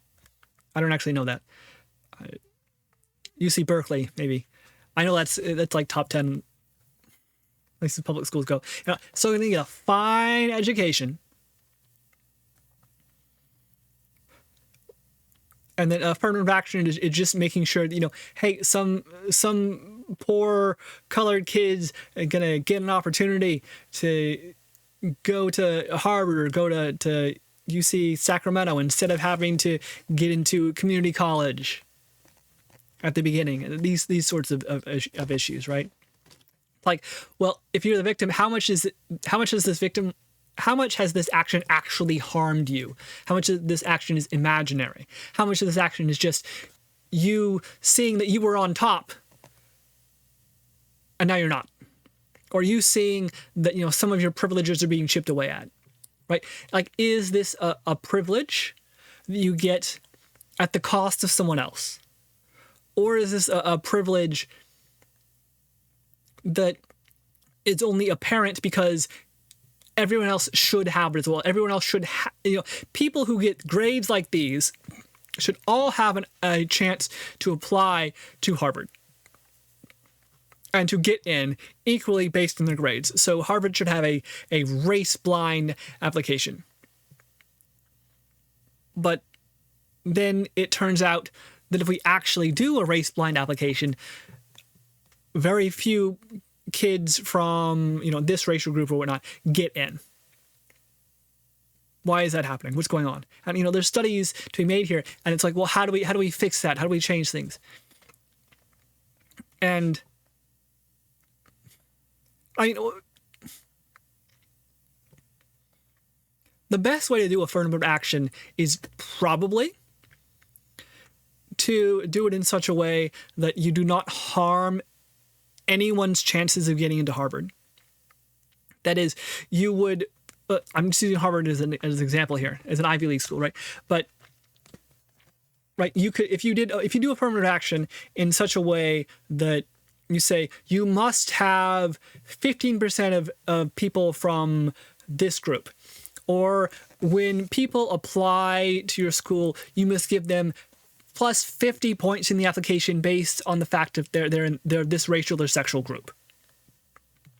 Then that is problematic because it gives undue advantages to another group. But if you say, we're going to do affirmative action, and what we're going to do is give you extra money in order to apply more people than you would, in order to accept more students than you would usually, and those students must be of a racial group. Then what you're doing is you're not hurting any other person's odds of getting into of entering the Ivy League, right? Because there are just as many spots available as if you had not applied affirmative action at all. But you are improving the chances of folk from a colored or a racial background or females, or I don't know, they're talking squirrels now. Who knows? Aliens.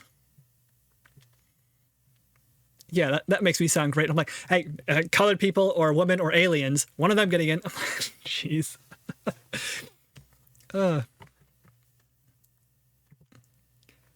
We only have so many options to choose from.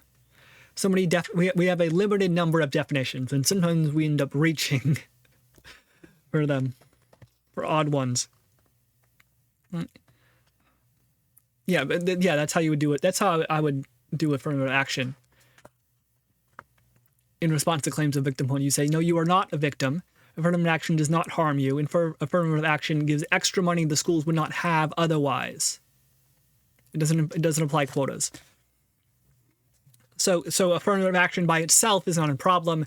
It's, either how it's done or how we think it is done. I don't actually know how affirmative action is done, technically speaking, and perhaps I should look into that.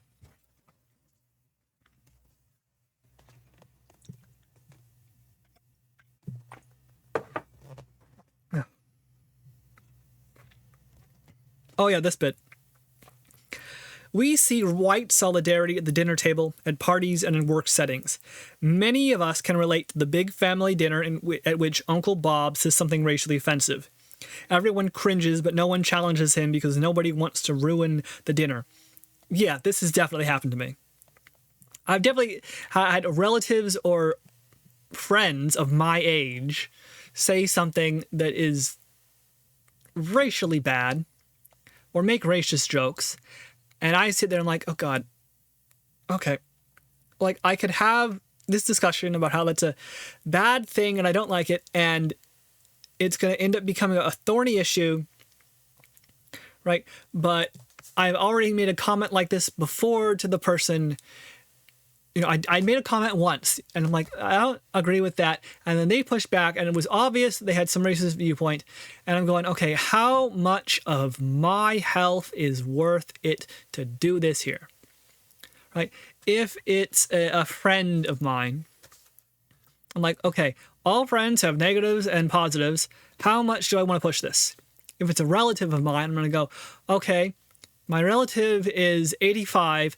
How much energy do I want to put into this? How am I going to change his mind? Or am I just going to end up shutting him up about these issues? Or is it going to become a big stink? And all of a sudden, now we can't go to Thanksgiving dinner because so-and-so doesn't like that I think they are racist. And I'm like, the social cost can be tremendous in relation to the benefit we see from it, right? If we're in a public, oddly enough, in a public setting, right,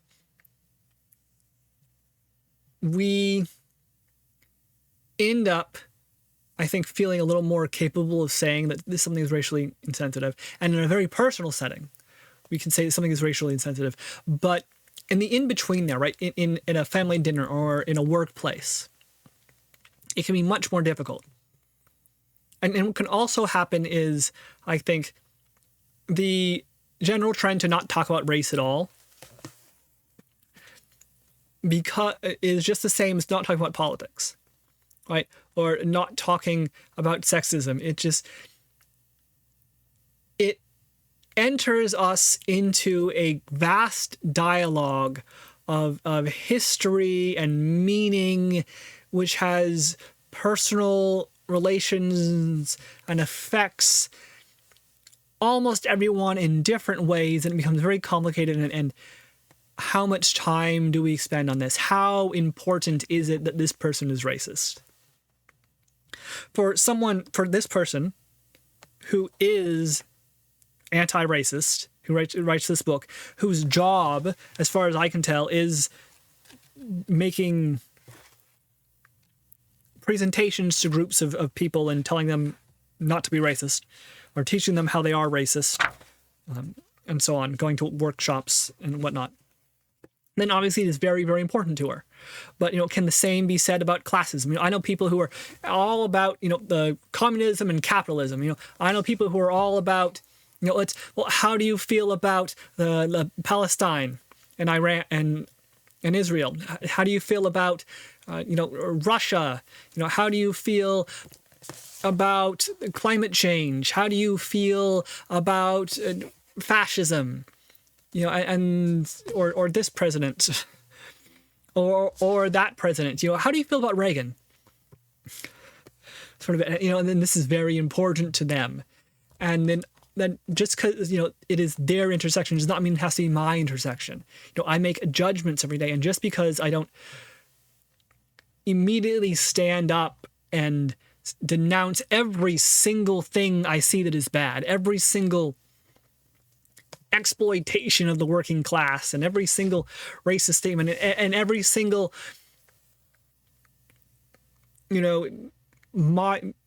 mild comments about womanhood, or snide, oh, you still haven't found a girlfriend bit. I'm like, look, sometimes it's important to me, sometimes it isn't. And just because I'm not gung-ho, and I'm not, I'm not just because I'm not a paladin doesn't mean I'm bad. It means that, yes, there are times I could be better. And there are times there are times and areas in which I decide to be better. Like here, right, where I'm talking to a camera.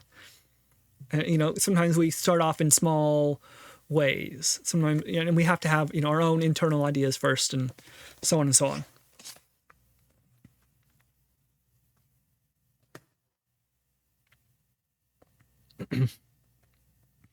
Okay, so she says, conversely, when I kept quiet about racism, I was rewarded with social capital, such as being seen as fun, cooperative, and a team player. But my silence is not benign because it protects and maintains the racial hierarchy and my place within it. Each uninterrupted joke furthers the circulation of racism through the culture, and the ability for the joke to circulate depends on my complicity. Well, basically, yeah.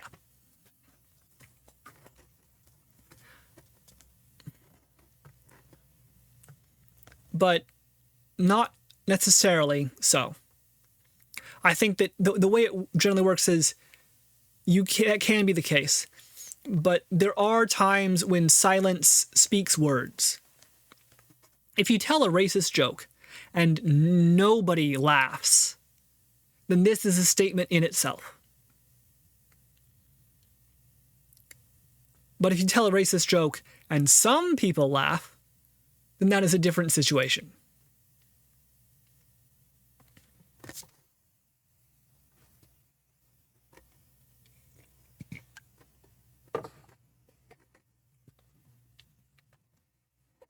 The first, silence sends a message. And in the second, silence does not send a message. Right? If someone is at the dinner table and they say something racist, and like the entire table grows silent, we look at each other, and then someone starts up and about another idea, like, "Oh, did you hear about Aunt Betty's fall? Or did you, cousin Marin got a job? Did you know? Or I hear it's going to be how are those Raiders doing?" Right? Then silence technically can be speech, right? It can be like, hey, they said something racist, and then we're giving social cues to demonstrate that that's not a topic to be discussed, or that is not a topic, or that is not a message which we appreciate. You can. It gets complicated there, right? Because silence, by its very nature of, if silence speaks, then by its very nature, it can be interpreted. Is it interpreted as, this is a bad topic? Or is it interpreted as, you said a bad thing? And, well, why did you say a bad thing? Do you say a bad thing because it was a bad topic, or because it was a bad idea? Right? Do you, if you say something racist and the entire table grows silent, what are you taking from that? She's saying that you're taking from that I should not have talked about racism at all, because you may as well just say, hey, so-and-so was racist. This is a racist event we were talking about, and the entire place goes silent. Well, you're criticizing racism, then that sends a message, oh no, any talk about racism is bad. But I've been in situations where I in the middle of a discussion, and then I advance some statement about race or class or history. And it's like a fish hook thrown into the water. I'm like, okay, let me see, this is a topic in which I feel strongly about, and let me see if they respond. Well, let me see if they express interest in it. Because it's not just that, hey, I am interested in something and I want to talk to everybody I know about it and make sure that they know it too. And, I was reading this book about capitalism. Let me tell you about capitalism and how great it is for the next 2 hours. You're just here to listen to me. That's just rude. That's problematic. We're in a discussion back and forth. So she wants to remove the taboo of talking about racism. And I think that's an admirable view. But just because you don't talk about racism at the dinner table does not necessarily mean that you are supporting racism, right? It is not necessarily the case that if I'm not, that you are the for or against. There's a triangle here. There are modes of gray. There are intersections. There are just the fact that sometimes you're really, really tired. Or you've got something else you want to talk about, or you've gone over this 3 or 4 times and there's no use bringing it up again, right? If I have a relative who's racist and I've had anti-racist discussions with them 2 or 3 or 4 times, at some point I'm going to stop. It's like, okay, I'm not going to change their mind, and just continuing to talk about this is problematic. So like there are many times where you're at the big family dinner at which your uncle says something racially offensive, and everybody cringes but nobody challenges him because nobody wants to ruin the dinner. It can be complicated. But at the same time, I do see her point. I do agree with her in many situations. That is exactly what happens. And it is a problem that we have where race is not a topic of discussion.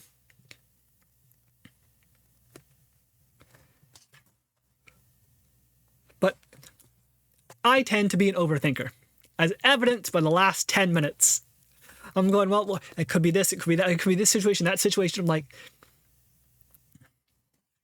I have my own flaws.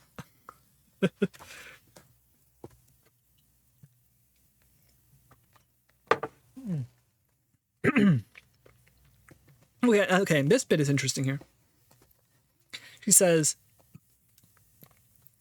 as a white person, I can openly and unabashedly reminisce about the good old days. Romanticized recollections of the past and calls for a return to former ways are a function of white privilege, which manifests itself in the ability to remain oblivious to our racial history. Claiming the past was socially better than the present is also a hallmark of white supremacy. Consider any period in the past from the perspective of people of color, 246 years of brutal enslavement. And so on. And this can become a little complicated. Romanticized recollections of the entire past are probably bad in many cases. Right? Yeah, if you were black in the 1800s, life in America was not great. And we shouldn't forget that. We shouldn't pretend like it didn't happen.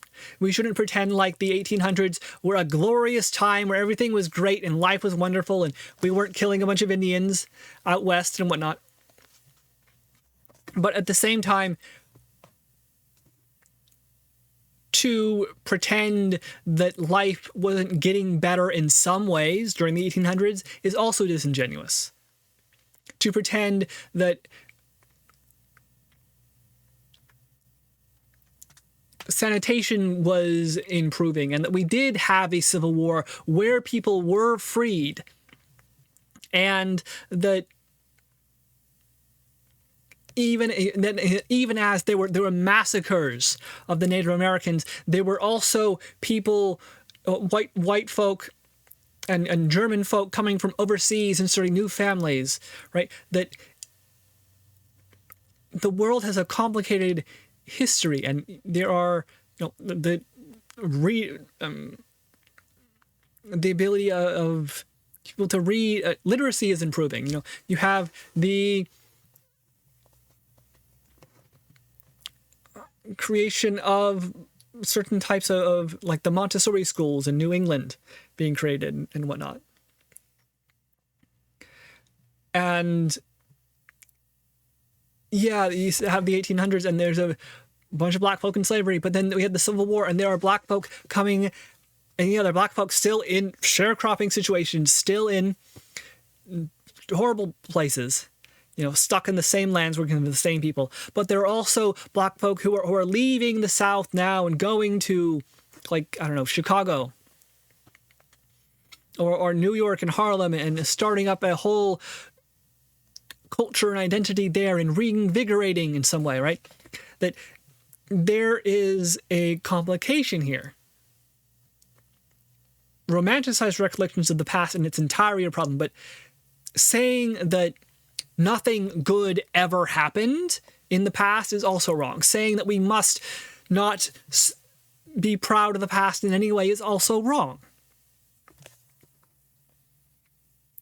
Claiming that the past was socially better than the present, I understand that viewpoint as a hallmark of white supremacy, right? Claiming that the past is perfect or better, and we should return to the year of our Lord 1784, when the nation was new and no one was oppressed and we had low taxes, and so on and so on. That's a problematic. We should return to 1878, 1884. I don't know about that. I would like not to die of cholera. You know, I would like to be able to vote even if I don't own property, sort of thing.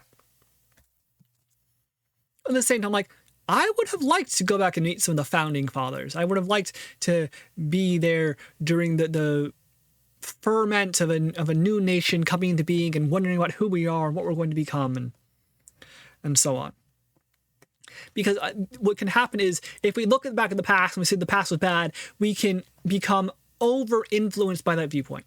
We can look back at the founding fathers and say, hey, Thomas Jefferson and George Washington owned slaves, therefore they are bad people and terrible people, and we should tear down their statues. And like, okay, look, they were complicated people who did bad things, and we should, put a plaque up in Mountain Vernon, have it taught in the schools. Yeah,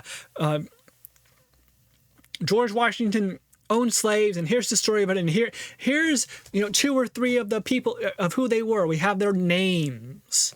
Their descendants are alive today. This is how we know they existed. Here's a piece of writing in their hand. Let us include them and that dark, literal history as part of George Washington's legacy, as we understand who he was and the world he lived in. But just because somebody does bad things does not mean that everything they do is bad, does not mean that there is not some glory to be found in Valley Forge and in voluntarily giving up the presidency after 2 terms, right? People are complicated. The past itself is complicated. We can look at Rome or Greece or the Islamic empires or the Incas and the Mayas and say there were some bad things there, but there are also some good things. And so it's balance there, and that is difficult, to see both the good and the bad, to see the complexities and not become overwhelmed, not to put everything on a line, but instead to see the shades of gray that exist in time.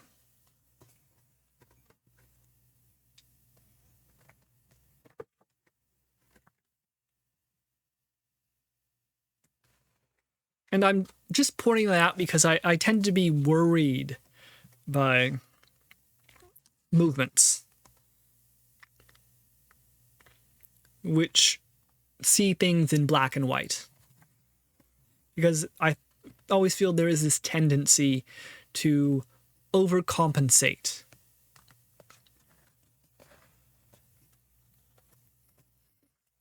But as we critique and question black and white viewpoints like this, we also acknowledge that there's a reason they exist. There is a validity to the movements and the statements and the ideas. There is a validity to their concerns. And while we may not agree with every single one of their statements and ideas, we can still understand that there is something to be learned here, especially when we refer to data, right? Consider this data, science here, more or less. Consider this data on the distribution of wealth.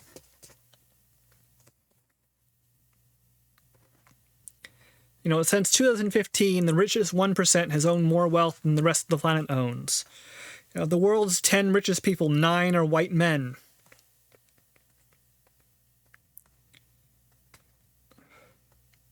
In 2015 to 16, the world's 10 biggest corporations together had revenue greater than that of the government revenues of 180 countries combined. Right?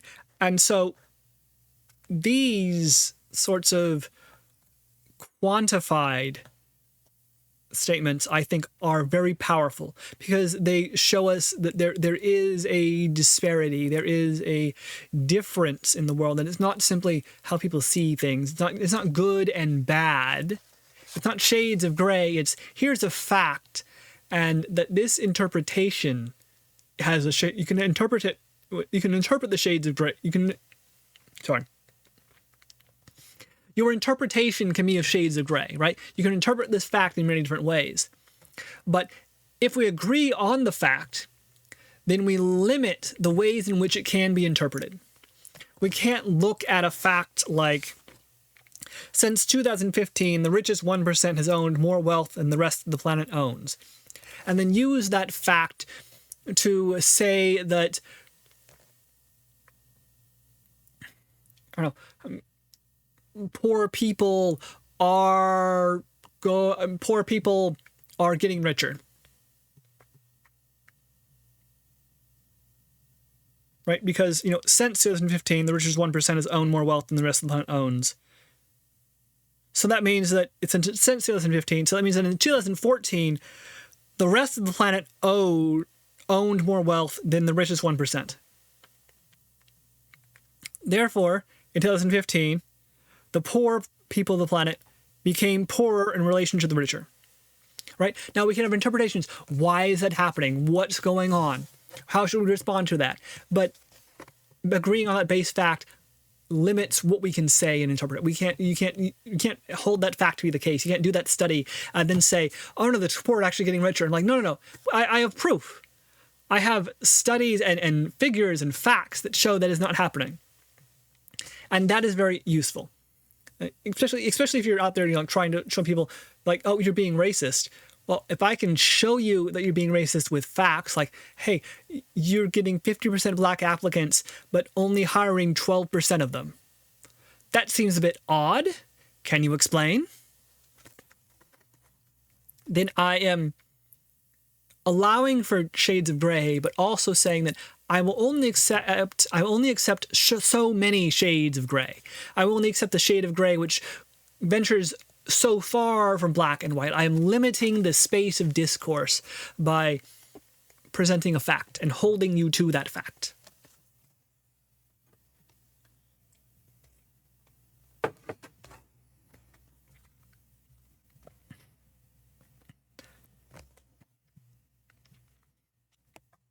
Okay. So she does see other things as having to do with whiteness.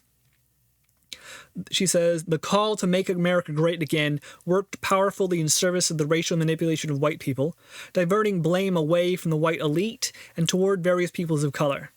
For example, undocumented workers, immigrants, and the Chinese for the current conditions of the white working class. The romanticized traditional family values of the past are also racially problematic. White families fled from cities to the suburbs to escape the influx of people of color, a process sociologists term white flight. They wrote covenants in schools to keep schools and neighborhoods segregated and forbade cross-racial dating, consider the extreme resistance to busing and other forms of school integration from white parents.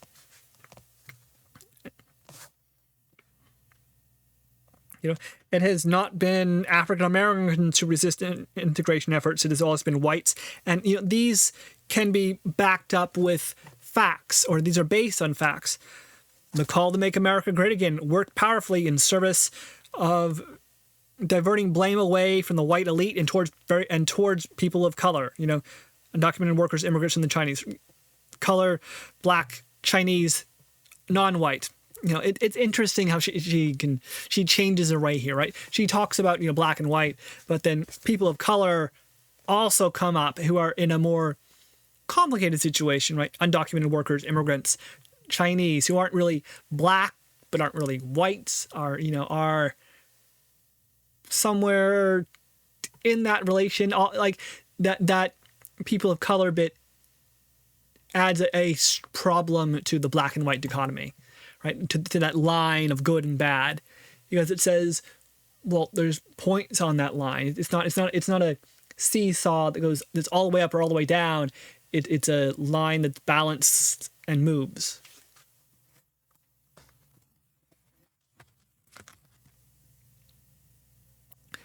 And that is problematic, I think, because it suggests a spectrum of issues and possible places people can be at.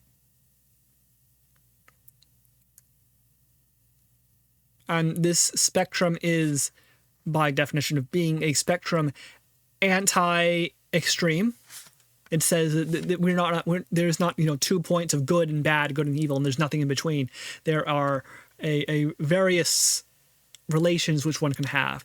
And well, if you just extend that up to another dimension, then you have the triangle of thoughts and ideas of unracism on the other side there.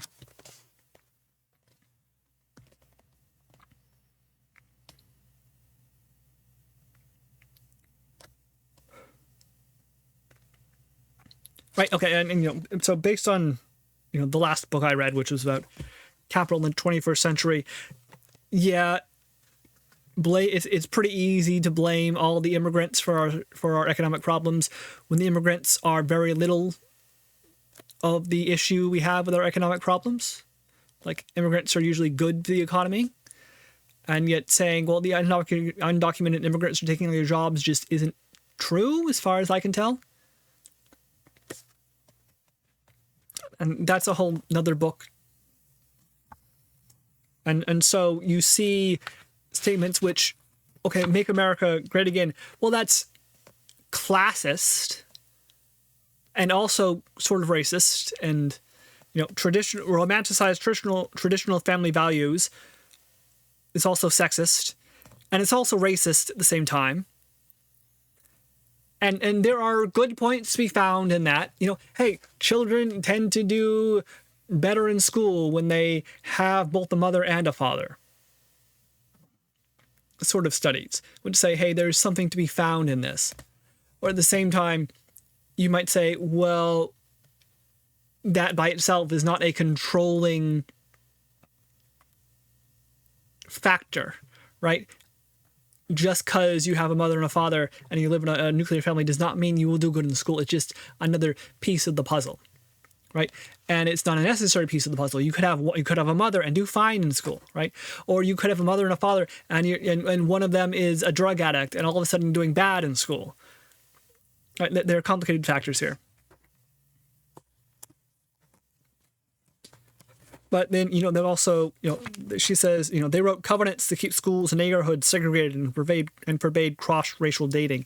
And this is something that happened, right? There are massive swaths of the country where you had to be a certain color in order to rent or buy a house in this area. And this still affects us today. And pretending that the past didn't happen or romanticizing the past too much can be dangerous. It can be just as dangerous as denigrating the past. If we don't understand our history, we're doomed to repeat it, both the good and the bad.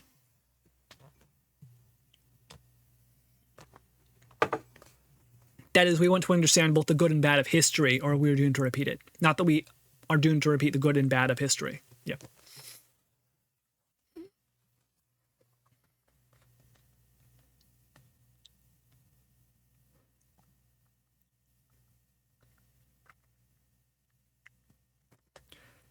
Okay.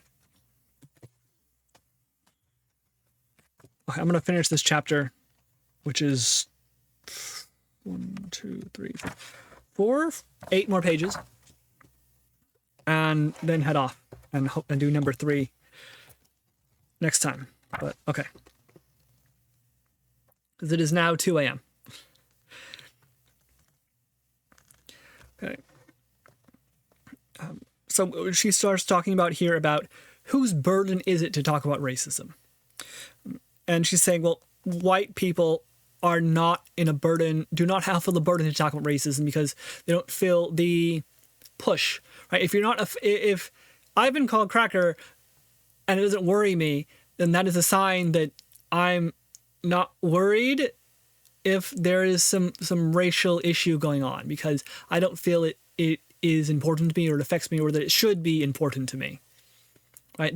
They're much more bits. I'm like, okay, whatever colored people are, whatever, but hey, look at the class differences, and I think that makes it, and you know, the taxes and wealth over generations, and I think that's something which is more of interest to me, you know, which affects me, which I understand affects me more clearly. And she's trying to point out here in the book is like, no, racism affects you even if you don't know about it. Even if you don't realize it, it does. And you know, I think she has a point. I don't agree entirely that racism is always going to be there and must affect you in everything you do.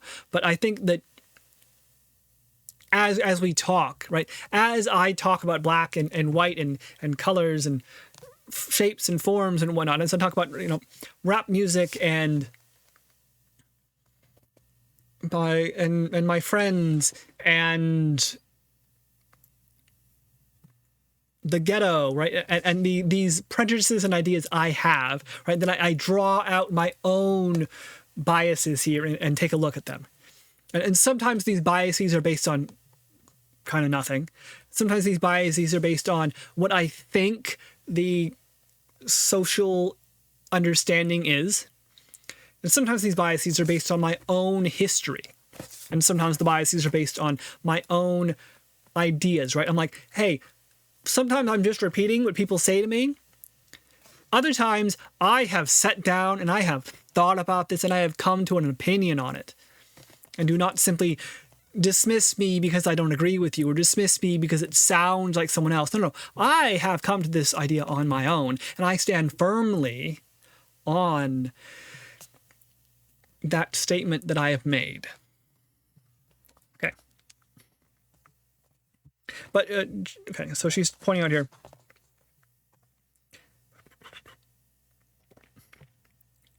Who do we blame for racial disparities? If there is a racial problem, who do we think should say something about that? She says, it has been well documented that blacks and Latinos are stopped by police more often than whites for the same activities, and that they receive harsher sentences than whites do for the same crimes. Research has also shown that a major reason for this racial disparity can be attributed to the beliefs held by judges and others about the cause of the criminal behavior. For example, the criminal behavior of white juveniles is often seen as caused by external factors. The youth comes from a single-parent home, is having a hard time right now, just happened to be in the wrong place at the wrong time, or was bullied at school. Attributing the cause of the action to external factors lessens the person's responsibility and classifies the person as a victim, him or herself. But Black and Latinx students are not afforded the same compassion. When Black and Latinx youth go before a judge, the cause of the crime is more often attributed to something internal to the person. The youth is more naturally prone to crimes, more animalistic, and has less capacity for remorse.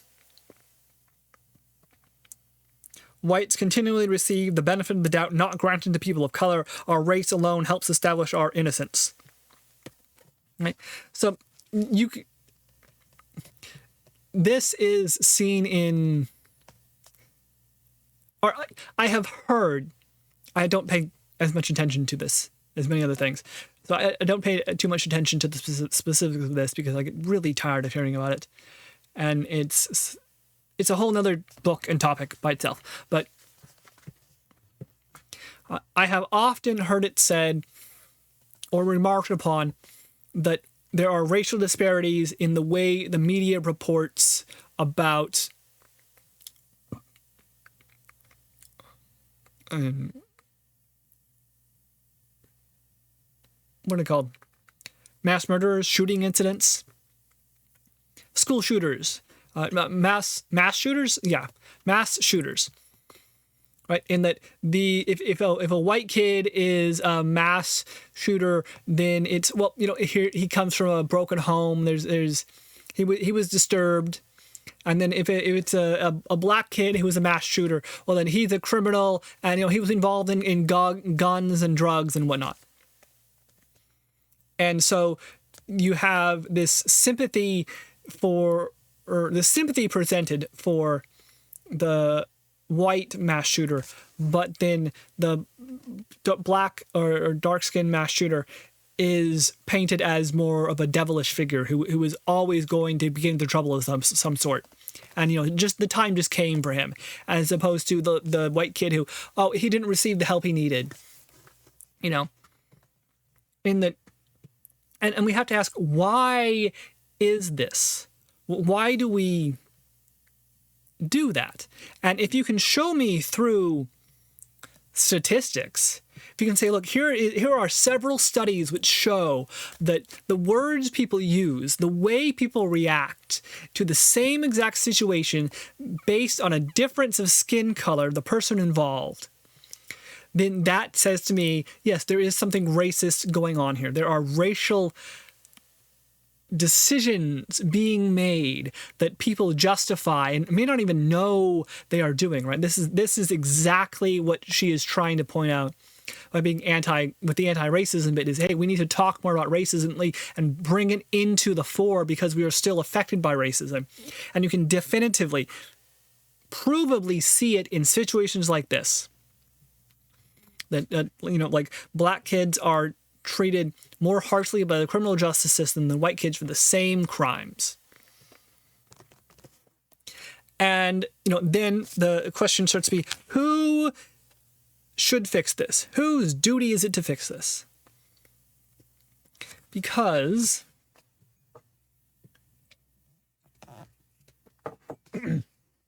there is this sense that those who are most affected by an issue should speak up about that issue. This isn't just white. This is, I think, American. This comes from the idea of how democracy and voting work. That if you wish to change how the world is, then you should speak up. Does this concern you? Is this part of your business? If it is your responsibility to stand up and say something. Because if you stay silent, then I'm going to assume everything is fine. If you do not remark upon the injustice of the world you see, then I'm going to assume that there is no injustice. Right?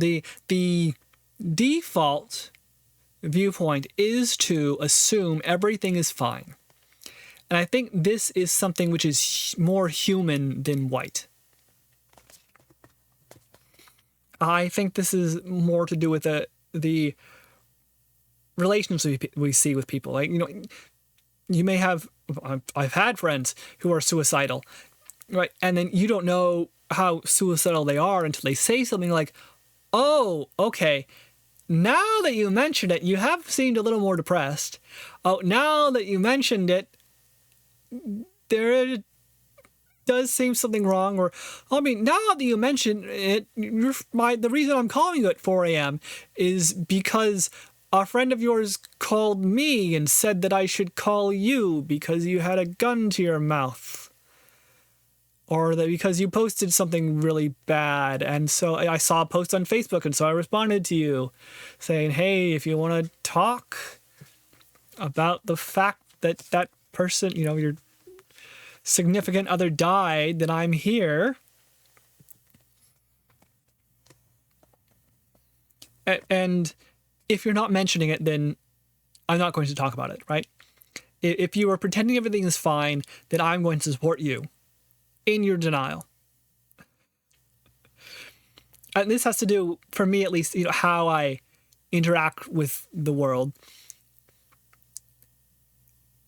If I bring up a topic, then I'm going to assume... Sorry, if I bring up a topic to you, then I am declaring I am ready to talk about this. I'm declaring this is important to me.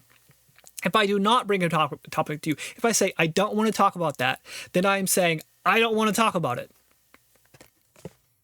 If I am not, if I'm engaging with you, then that is purposely for a reason.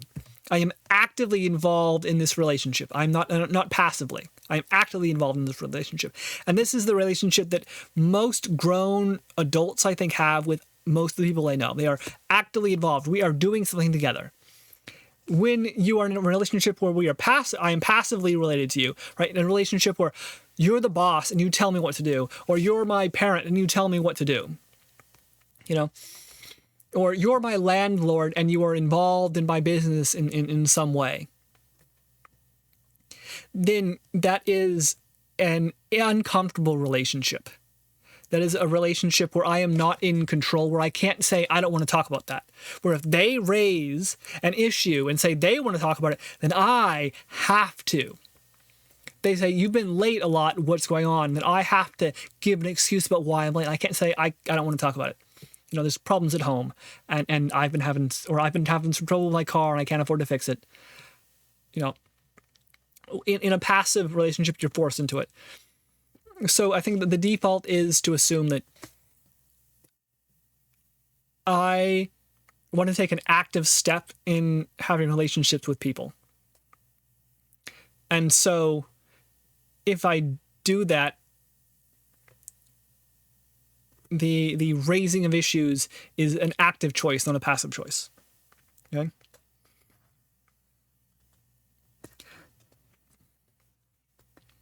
And so what happens if racism goes on? What the people affected by racism do speak up about it. Well, then we say, oh, you know what? Hey, the black folk are marching in the Capitol. The Armenians are holding up placards in front of the state capitol. I hear there is a protest in the park. So-and-so is giving a charity benefit for kids with leukemia or something. Well, then now that the topic has been brought up, I can speak about that. I can say, oh, do you hear about this charity bit? Oh, I hear there's a protest movement. Oh, let me go join the protest. Or, what do you think about this piece of news, right? Once the information has been brought up, then it's much easier to join in. But if the information is not brought up, if I have to be the first one to say, hey, I think that's racist. Hey, I heard about the troubles in Sudan, and here's what we can do about it, and I want to do something about it. Most people are not that sort of folk who stand up and focus on something and say, I'm going to be the first one to raise the issue. It's very uncomfortable. And so I think what she's trying to do here by being the racism, but the anti-racist viewpoint and pointing out the white frailty bit is saying, hey, it doesn't always have to be, colored folk who raise up the issue that there is racism problems going on. It can also be the white folk who talk about there being racism problems going on, who point it out. And sometimes that can be more effective. Because if you don't talk about racism, you don't think about it, and then your friend who is white starts talking about racism, maybe you're thinking, well, okay, maybe I should pay attention now. This isn't just someone complaining. This isn't just the poor blacks, complaining about their lot in life, blah, when they're lazy. This is my friend who I know is hardworking personally and who is white, and yet he's worried about racism, and so maybe I should be too. Maybe there's something actually going on here because someone like me is talking about this. And I don't have those prejudices towards him that I do towards the other folk. And that, this is I think she's trying to push people to be more active in their critique of racism, which I think is a good idea. I particularly find it difficult to raise my claim about any issues. I mean, there's a reason I'm in here talking. I'm in an empty room talking to a camera with no one responding to me and putting this up on YouTube somewhere where someone can watch if they wish. But I'm not, in the town square. I'm not talking to my relatives about this all the time. It's something I mention, but I don't allow to overwhelm and overcome me. The issues I speak on are just small parts of my day.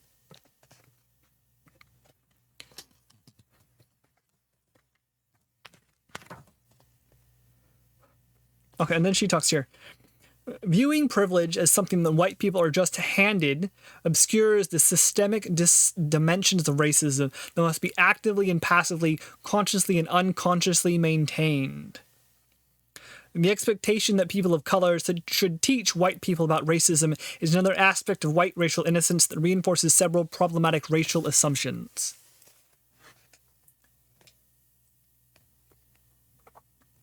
I am out of water.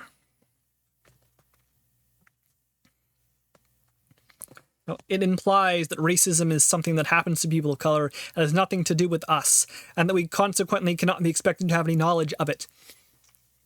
And this is something I definitively experience, right? In that, who am I to talk about racism? I talk about, I've said it, in this bit here.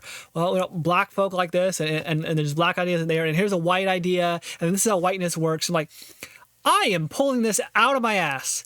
I am making this up as I go along. I have not studied this in an academic fashion. I have had a few discussions with people, but for the most part, I wouldn't be surprised if 50 or 60% of what I say is just totally wrong and wacko and can be proven to have missed huge swaths of the discussion. Right? And if I go out here and I'm like, I want to critique whiteness and I want to critique blackness and I want to critique Asianness, well then I'm like, well, I can critique whiteness, I guess, sort of. But how do I critique blackness? How do I critique Asianness? And those are also aspects of racism. So all of a sudden, I'm not critiquing racism. I'm critiquing a version of racism, but a slice of that version, but also seeing it through a lens which limits the way I view it. So it's okay, so the only way we can talk about a racism or a classism or a sexism is by large groups of people all attempting to be objective. Or a large group of people putting together enough of their subjective viewpoints that we can pull an objective fact out of it.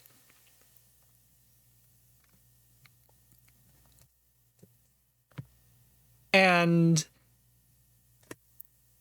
that is where anti-racism has an issue.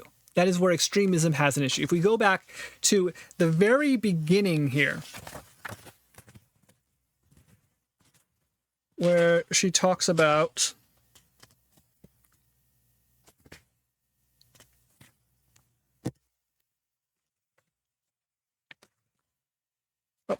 exploring these cultural frameworks can be particularly challenging in Western culture precisely because of two key Western ideologies, individualism and objectivity. So she begins this on page 9, saying that that objectivity is not something we can achieve. Individuality over the collective experience and the social effect upon our lives is not something we can achieve. But in order to talk about something like this is pure Greek philosophy.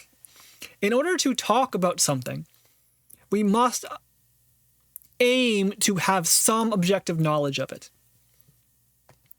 And we can aim to have some objective knowledge of it by raising our own viewpoint up high enough that we escape our own subjectivity, or we can include enough subjective viewpoints that we achieve at least partially more objective view, a multi-sided view of an issue, by understanding all its complexities and intersections.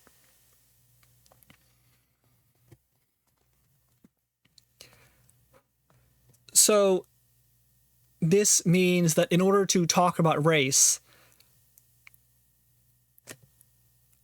in order to talk about any ism, any subject, I have to aim to escape that ism or subject. So in order to actually understand racism, I have to objectively understand racism. And the anti-racist viewpoint that she espouses here says that is not possible. Therefore, we cannot actually talk about racism. So it's no wonder that we don't talk about racism, because it's impossible. Right? There's a logical contradiction there to be found. And this happens, I think, and this contradiction is something which, to be overcome, requires an effort. It requires a special effort which is difficult to achieve sometimes, right? Like, why don't I talk about racism? Because I don't feel that I have achieved a objective viewpoint of it. And if I have achieved an objective viewpoint of it, then I enter into a discussion where people have many subjective views of it, and they tend to be very sensitive about those views. Some people, not so sensitive at all. Hey, black, white, yeah, it's kind of important. You know, it affects me sometimes, but I don't think about it a lot. And then other people are like, because it's an extremism, like, oh my gosh, this is so important. And by, hey, who the hell are you to talk about blackness? You don't understand black. You don't know a damn thing. You know, who are you to talk about whiteness? You're not white. You don't know a damn thing. Who the hell are you to talk about Japaneseness? You don't know anything. You're not Japanese. I'm like, yeah, but like, just because you have your particular viewpoint does not mean that your particular viewpoint is itself objective, right? I'm like, I can be like, who the hell are you to talk about blackness? You're only half black. I'm like, that's insulting, right? I mean, who the hell are you to talk about being Japanese? You're only half Japanese. That sounds insulting as hell. Like, what do you mean? Like, what? Because at what point is there a problem? Oh, you're only half Japanese. I can still talk about it. You're only quarter Japanese. You're only 1/8 Japanese. You're only 1/6 Japanese. Hey, you ain't Japanese at all. Hey, I may be white, but I grew up in Japan. I'm culturally Japanese. You know, I may not be black, but I grew up, you know, listening to black music artists all the time, and all my friends are either black or just like me, and identify with the new ghetto culture, which is sort of black. That's a whole nother topic there, but I hope the idea gets through. Right, that by entering into discussions about an ism, you will offend people, you will threaten people just by having an opinion. And so it becomes worrisome. I think what happens is we're not often hoping that someone of color will teach us about racism. What we are waiting for is for them to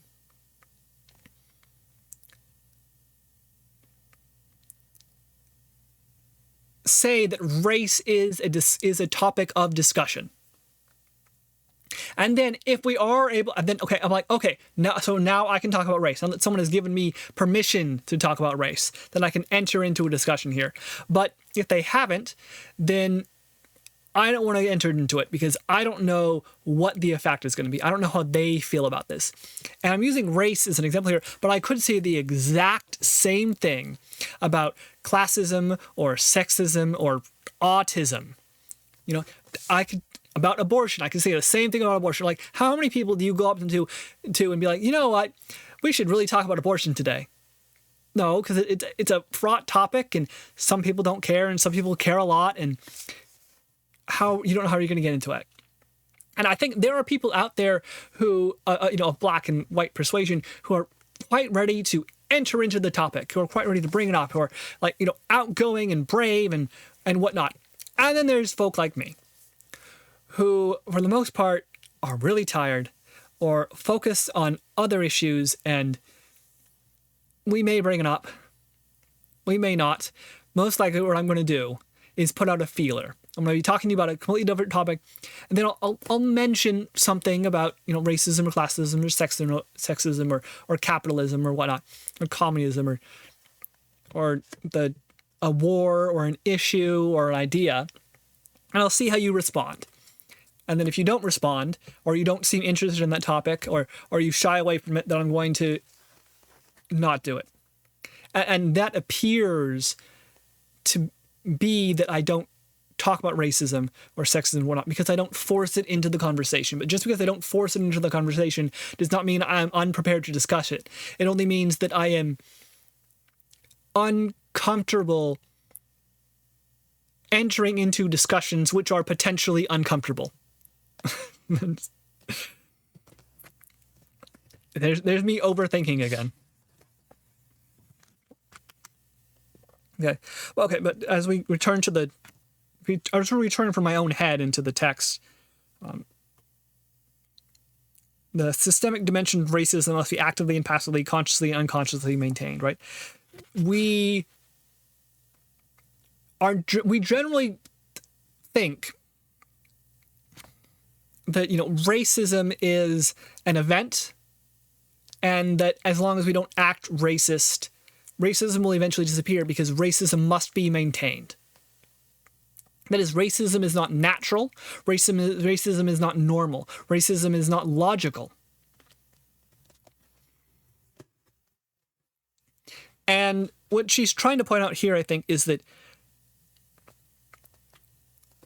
racism is the result of an intersection of events and histories, right?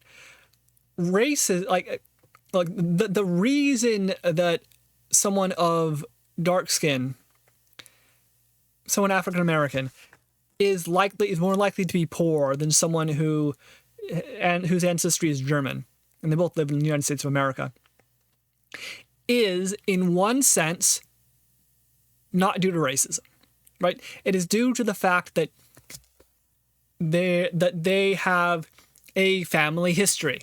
That is due to the fact that they have a family wealth. It's due to the fact that they have a certain social group, right? And so racism disappears in that vision as we look at all the other isms. Or you can look at it and say, no, the reason is because of racism. And then racism becomes the base viewpoint, right? And the reason their family structure is like this, the reason their wealth is like this, the reason they live in a certain area, the reason they have a certain social group is because of racism, right? Okay, so then you start thinking about it. And you're like, well, what's the chicken and the egg problem? And really, we come to why anti-racism is an anti-establishment bit, because the claim is that racism is integrated into our lives, that racism is a name for a huge project and system, that the United States and its history are indelibly racist, and that that racism pervades almost every aspect of our lives. And this is true and false. It is true that it does pervade every aspect of our lives, but it is also false that simplifying all racial problems to racism is going to fail to fix those problems. If you look at health disparities between Black and white mothers giving birth, and you say it's all due to racism, then that obscures part of the issue. It obscures differences in health, or in clinical diagnoses, or in blood oxygen monitoring levels, because the technology used was calibrated upon the technology used to look at blood oxygen levels was calibrated in white skin, sort of bit. And so racism threatens to become a catch-all word. And so does everything else, right? You can talk to someone, and the classism, and they see the world through the classist lens, and classism is why how all the problems arise. You know, the blacks were stuck into a certain class, and a certain economic class, certain lawful class. You know, and racism is a name for that, but actually I'm going to understand racism through the lens of class. Right? Or you know, well, but they're blacks and they're black skin or they're white skin, but also there's these disparities between women and men, and that's going to mean something here. So I want to look at the world through that lens, and the world is more complicated. So in order to attack something in the world, to say this is bad, potentially we have to tear down much of the scaffolding around it. Much of the scaffolding that upholds a racist event or a racist effect that goes on. And that's a huge project, right? Where it's like, you know, trying to undo a knot. You pull here, pull there, push here, push there, and you slowly get to the point where you can pull it apart. That's hard work. It's complicated work. And I think what she talks about here about, you know, just opening up the mind of those who are white and unaffected by racism to the views of racism, I think that's an important step to take. I think that is, you know, pulling a string in a knot. But it is not the only step, is my feeling here. And so when we talk about, you know, this systemic dimensions of racism that must be actively and passively, consciously and unconsciously maintained, it's not all black and white, right? It's not that, oh, this is racist and it's maintained because we're racist. Well, it may be maintained because of a long history in which race played a part.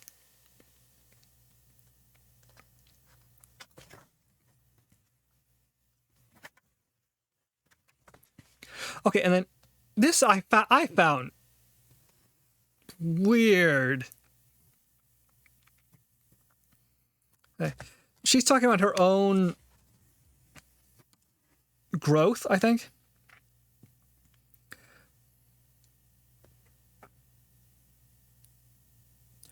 If she says, you know, it's just this here. If Black and Latinx students attend a school in significant numbers, whites will perceive the school as bad. If there are people of color around us, we are seldom encouraged to build cross-racial friendships. And I'm like, the hell are you talking about, girl? But I went to what I am pretty sure is the most racially diverse small town in the entire country. I'm going with small town as in we had one high school. So I am surprised by this. And you know, this is something that I notice sometimes when I travel around, I'll notice that other places are different. Like I was in Chicago once and you'd be walking, and all of a sudden you'd realize you were in a place where like everybody was the same color, and that creeped me out because I've never lived. I had never lived in a place where everybody was the same color. You know, everybody was the same group, where everybody spoke the same language. There were at least 25 languages spoken at my high school. You know, I've never lived in an apartment. I've never lived on a street where everyone looked the same. And so, you know, when she talks about like the barriers between racial groups, I'm like, I am confused. She does say here, next, you know, segregation is often lessened somewhat for poor urban whites who may live near and have friendships with people of color on the local level, because white poverty brings white people into proximity with people of color in a way that suburban and middle-class life does not. Urban whites from the lower class may have more integrated lives on the micro level, and I'm like, Okay, yeah, that makes sense. Like there's a rich part of town. Well, rich, not a rich part of town. It's a different town, rich part of the area, a little ways away from where I live, and it is almost entirely white and Indian folk.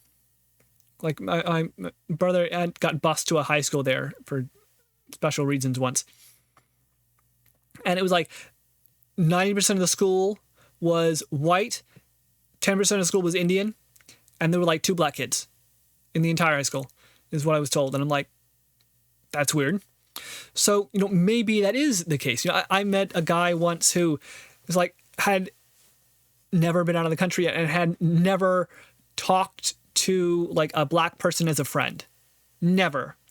Not in 45 years of his life had formed a friendship with someone of color.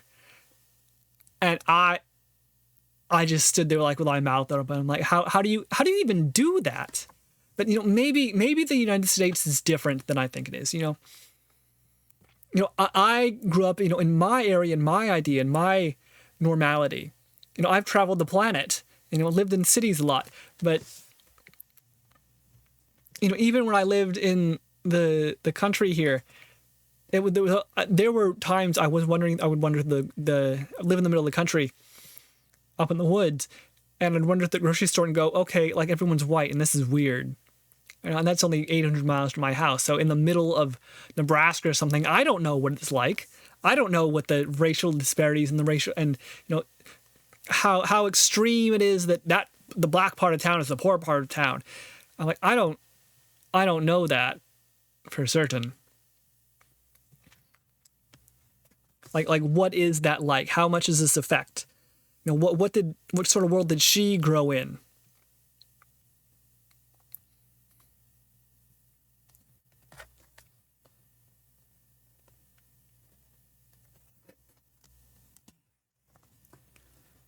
But this, I think, is somewhat interesting. Okay. She says,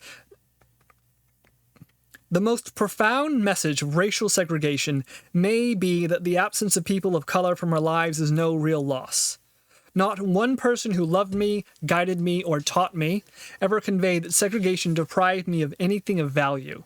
I could live my entire life without a friend or loved one of color and not see that as a diminishment of my life. Frankly, I would. Frank, 110%. If you've lived your life and you've never encountered another culture, if you've never been around people who didn't speak your language, if you've never traveled to a strange country, if you've never been invited to somebody's house who didn't look like you or didn't eat the food you eat, then that is a diminution of your life. That means that your life experience is less than it could have been. Your life has been harmed by the fact that you are never introduced to a foreign way of life, right? There is no one true way. There's no one true path. And people exist everywhere in many different ways. Learning from them, learning of them, learning through them expands who we are as people, expands our viewpoint. This can happen also in books, for example. If the only book you read is the Bible, then that means that you have a very small world. If the only book you ever read are comic books, then that is a very small world. If the only people you ever know are all white or all black, that is a small world, and there's so much more to see. There's so much more to learn. So, one thing that I most definitively appreciate is the racial disparity I grew up in. The fact that there are, people from Armenia and Ukraine and Uganda and Mexico and Guatemala and Japan and Vietnam all around me growing up is something I deeply appreciate. And for a long time, I thought that was just normal until I started traveling around and realized it's not. And I'm still somewhat uncomfortable with this.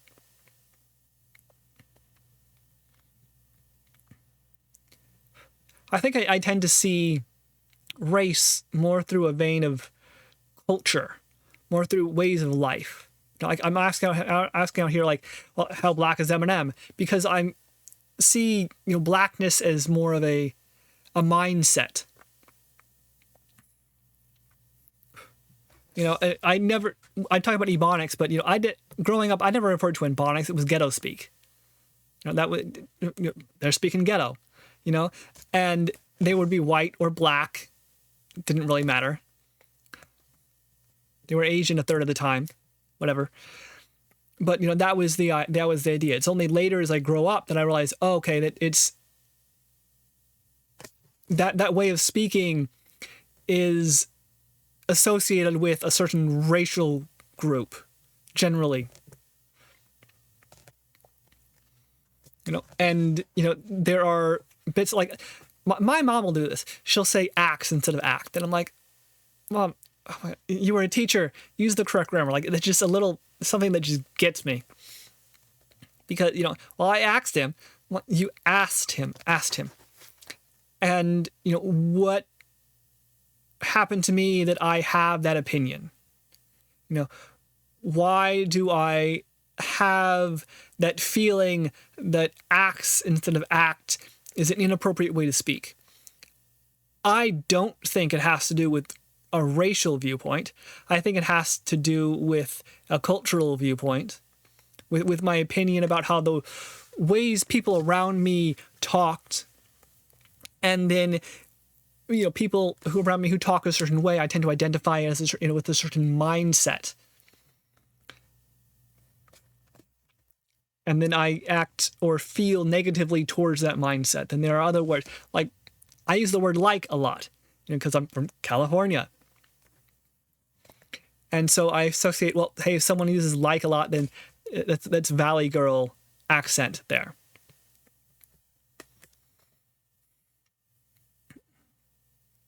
And I have certain positive and negative connotations towards that, which, I mean, how much of it has happened because of racial viewpoints or ideas that I may not even be aware of, or viewpoints which are considered racist by others, but which to yet another third person might be entirely separate, and for entirely different reasons.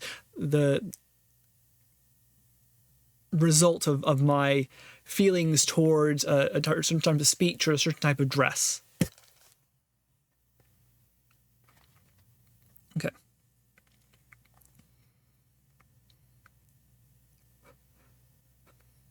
So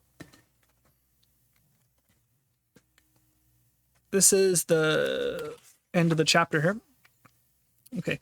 So she says, in summary, our socialization engenders a common set of racial patterns.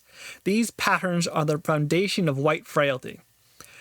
Preference for racial segregation and a lack of sense of loss about segregation. Lack of understanding about what racism is. Seeing ourselves as individuals exempt from the forces of racial socialization. Failure to understand that we bring our group's history with us, that history matters. Assuming everyone is having or can have our experience. Lack of racial humility and unwillingness to listen, dismissing what they don't understand, lack of authentic interest in the perspectives of people of color, wanting to jump over the hard personal work and getting to solutions, confusing a disagreement with not understanding, need to maintain white solidarity to save face to look good, guilt that paralyzes or allows inaction, defensiveness about any suggestion that we are connected to racism, a focus on intentions over impact. I agree with some of these, and some of them I disagree with. So, like the foundation of white frailty, preference for racial segregation. That's a complicated one because it's not something that I personally experience very often. Okay, and a lack of sense of loss about segregation. Again, not something I personally experience, but I can understand why that would engender sense of white frailty as it is, right? That, hey, race doesn't really matter. And if I talk to a black person, maybe race will start to matter to me in my life, and I don't need that complication. Okay. And then, so lack of understanding about what racism is. Okay. That can be complicated because if someone has white frailty because they don't understand what racism is, right, and then when confronted with racism, they say, oh my gosh, I don't understand what's going on here. That seems like it challenges my worldview. I feel threatened. Then yeah, that's a frailty. But at the same time, what can also happen is if I have a definition of racism, and you stand there and give me a different definition of racism, then I experience the same feeling. Then I go, wait, I thought racism was this. You say racism is that. And then I was wrong. Well, how do I reply to that? How do I respond? And I think that white frailty can have two sides here. I think there can be a misunderstanding about what racism is, whether personal racism or structural racism on the side of someone who is white. But there can also be a misunderstanding of what the white person means by racism from the anti-racist viewpoint. Right? Because if my ideal is unracism, then you start talking about racism through anti-racism, then I'm going to go with, okay, you seem to be very racist in your speech. And that seems like a bad thing. And then the anti-racist person is going to say to me, you don't seem very serious about dealing with racism, and that's a bad thing. And really, we're not talking about the same racism or concept of racism at all. So again, structural racism, cultural racism, anti-racism, unracism as a triangle. There are complexities here to understand. So what I mean to say is that anti-racism can be just as frail as white frailty here.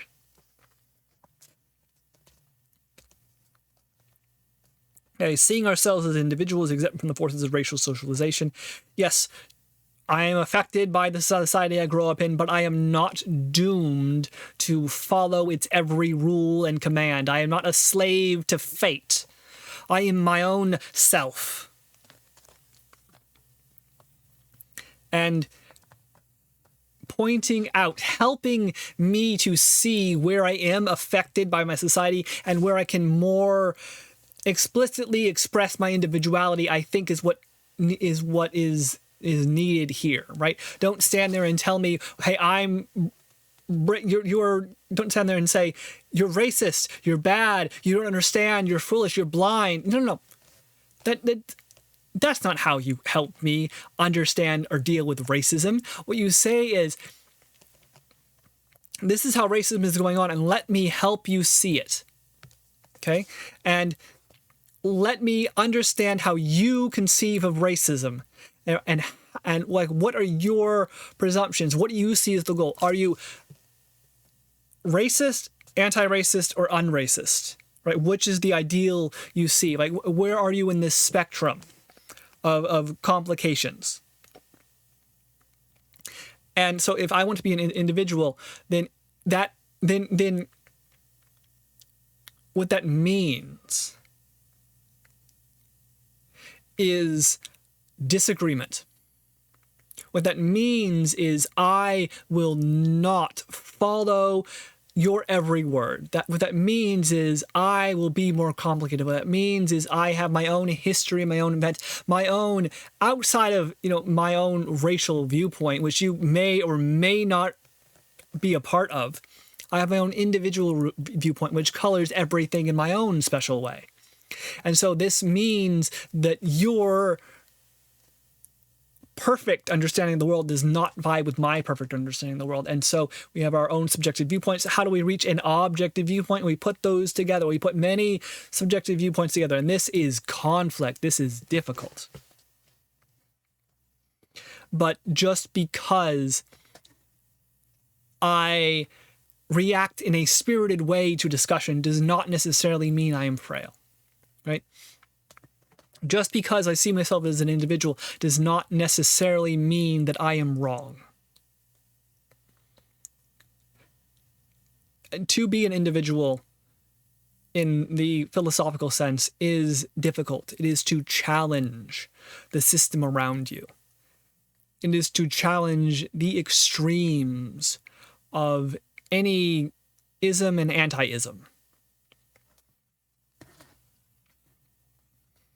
Okay, so she says, failure to understand the foundations of white frailty, right? Failure to understand that we bring our group's history with us, that history matters. Okay, yes and no. I bring my group's history, but my history does not control me. Just because I look white or black or green or like a fox, or I dress like I have ears, or I'm invisible, or I'm, the outcast with snakes for hair, does not mean that I'm only my history. My history is part of me, but not entirely me. I may be, black or white, but I am more than merely black and white, and that's something important to remember. So when you run into white frailty and you're like, oh, this guy's white and he doesn't understand what's going on about, right? If all you do is paint them as white, or you talk to some black and all you do is paint them as black, then you do a disservice. You pretend that one aspect of their identity is all their identity, right? And yes, we bring our history with us. People may perceive us as white or black, but that does not mean that they only perceive us as white or black. We are complexities. So don't, because I think what can happen is when we get involved in discussions of isms, especially like racism,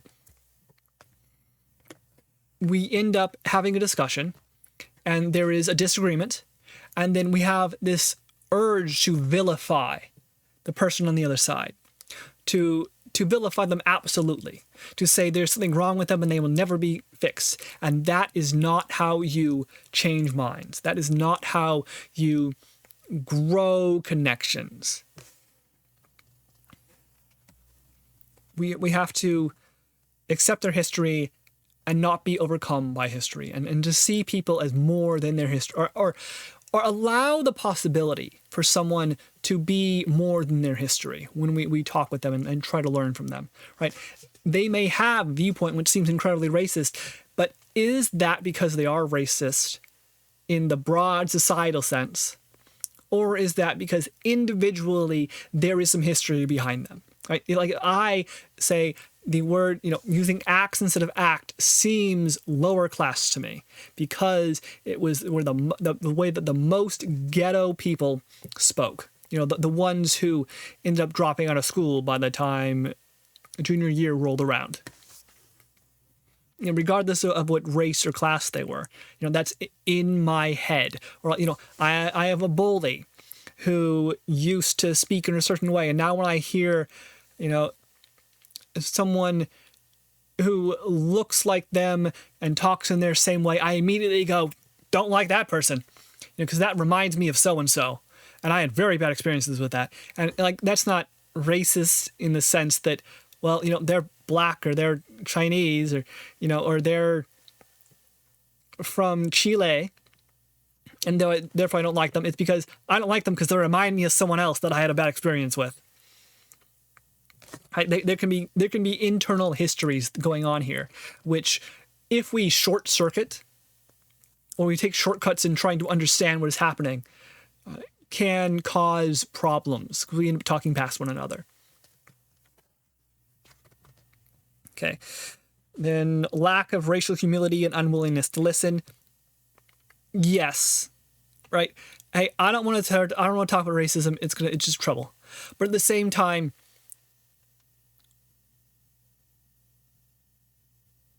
I would say also be aware that pushing too hard on a topic too fast can cause just as many of the problems, right? Like, I can be prepared to talk about any ism out there. That doesn't mean that I'm immediately going to follow what you say, immediately going to agree with everything you go, immediately going to see your point of view. It means that, hey, maybe I might want to take some small steps, bit at a time.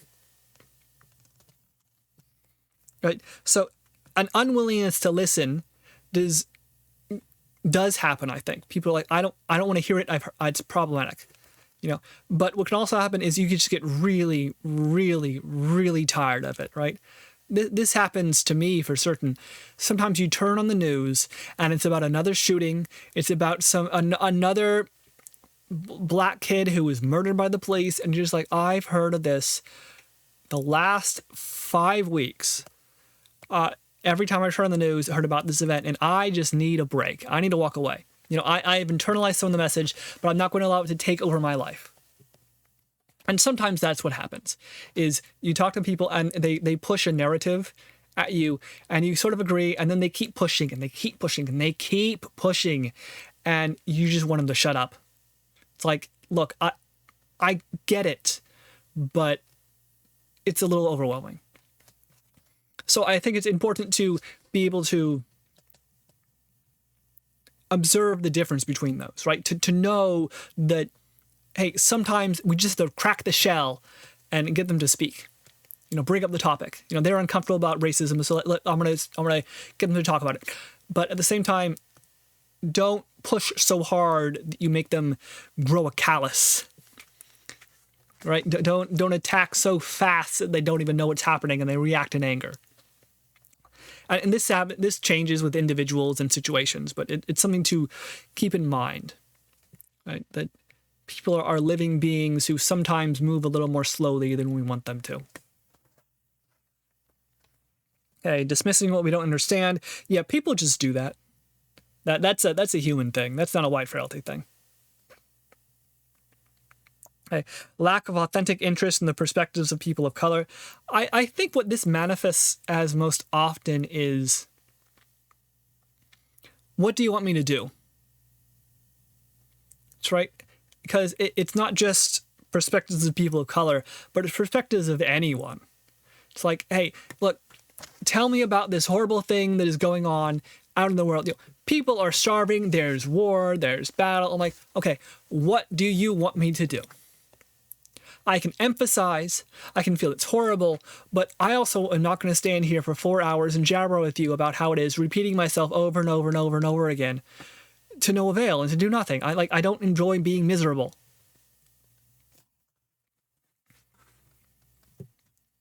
And sometimes you're just like, I've heard the whitey's out to get us. We are a downtrodden people. I've heard the blackies out to get us. We are a people under assault bit over and over again. You're just like, oh my gosh, I don't need to be told this again. Like there's a Ralph Waldo Emerson quote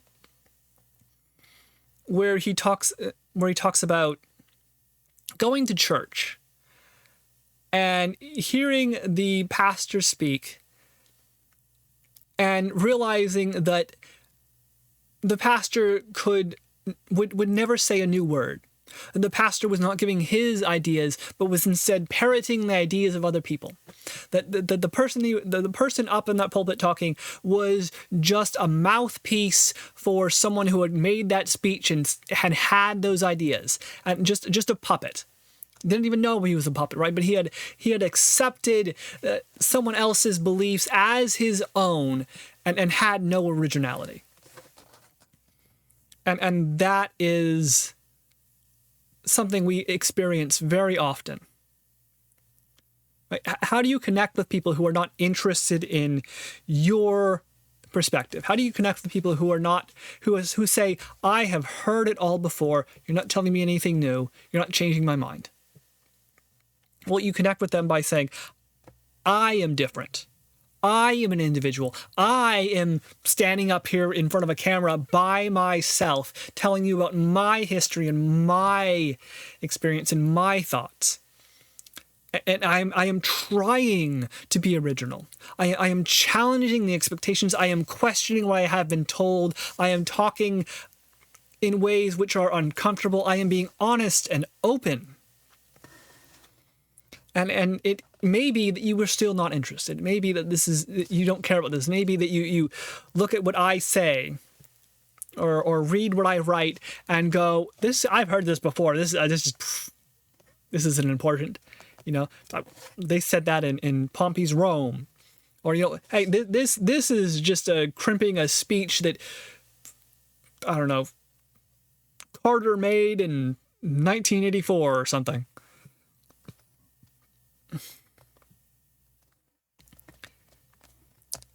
And, there's this problem that everything that has been said has been said before, but, I'm saying it now. It's me, and it's my life and my death and my choices. And that's how you get through it.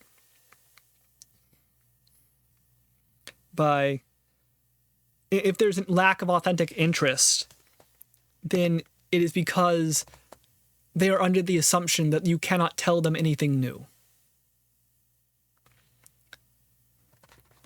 And so you tell them something new. You make it personal by using information that you and only you know, or by using information which you are personally invested in, and then you invite them to invest in it. Okay, then wanting to jump over the hard personal work and get to solutions, again, that's not a White Frailty thing. That is a human thing. I don't want to talk about the feelings. Just tell me what to do. Right? I don't want to sit here and express, maybe it's a male thing. As I talk about stereotypes here. Right? I don't want to... Well, look, we can stand here and cry in each other's arms, but let's get down to work. Let's do something. And, sometimes your friend comes over and, let's sit down at the kitchen table. We'll have a drink. We'll talk for an hour and a half, about whatever you want to talk about. But you're at the same, when that happens, you're sitting there hoping, okay, hour and a half, and don't come back tomorrow. Or you're sitting there and you listen to a friend talk for 2.5 hours about something, and you're going, okay, we're just repeating ourselves now. We're not achieving anything. We're not going anywhere. And so I think this is, again, just human. What do I do? What is the solution? And she says, getting over the hard personal work, because the hard personal work is often forming relationships. It's often having discussions and slowly dragging out the ideas and presumptions and biases we have. So I think that's what you would point out there, right? That sometimes what we do is talk. Sometimes what we do is the journey is the point. Is how you would point that. It's how you would deal with that. By showing people that it isn't about quick solutions. There is no quick solution. We have to do the hard work because the hard work is the solution. If you're putting up a fence, you have to dig the holes for the posts first. You have to have the concrete ready to pour. You have to make sure you get the wood. You have to do all these things, and then you can put up the fence in a day. But you have to be prepared. And preparation is just as much work as putting the fence up in the first place. Okay. And confusing disagreement with not understanding. And this happens on both sides, I feel. This is definitely something I've had discussions with folk who are very much anti-ism, anti-capitalism, anti-sexism, anti-racism. And we're talking, and then I disagree with them in some way, and they react with incomprehension, like they just do not understand how I could see what they see, could read what they read, and yet still question the facts. Right? And I'm saying, and then I'm up here, and then I get into the part, and I'm like, look, I understand what you are saying. I understand the facts you use, but I am not drawing the same conclusions. Right? This is not a matter of me misunderstanding you. That is not why I disagree with you. I am disagreeing with you because I understand you and think that you are partially wrong. And that is a very difficult discussion to have with certain types of people who are on the racist or the anti-racist side, right? We're going, look, I understand what you're saying, but you're also wrong, and this is why you're wrong. You know, how do you demonstrate that you understand? How do you demonstrate that I really do get what you're saying? You have to, it's a long discussion. You have to repeat the logic back and forth, and you have to show that you have good faith, and that is not easy. But again, it's not white frailty necessarily. It is the opposite, is what I would feel. I have most commonly experienced this in the opposite, with someone who is very sure of how the world is and their moral stance that should be taken in the world. And where I'm going, it's more complicated than that.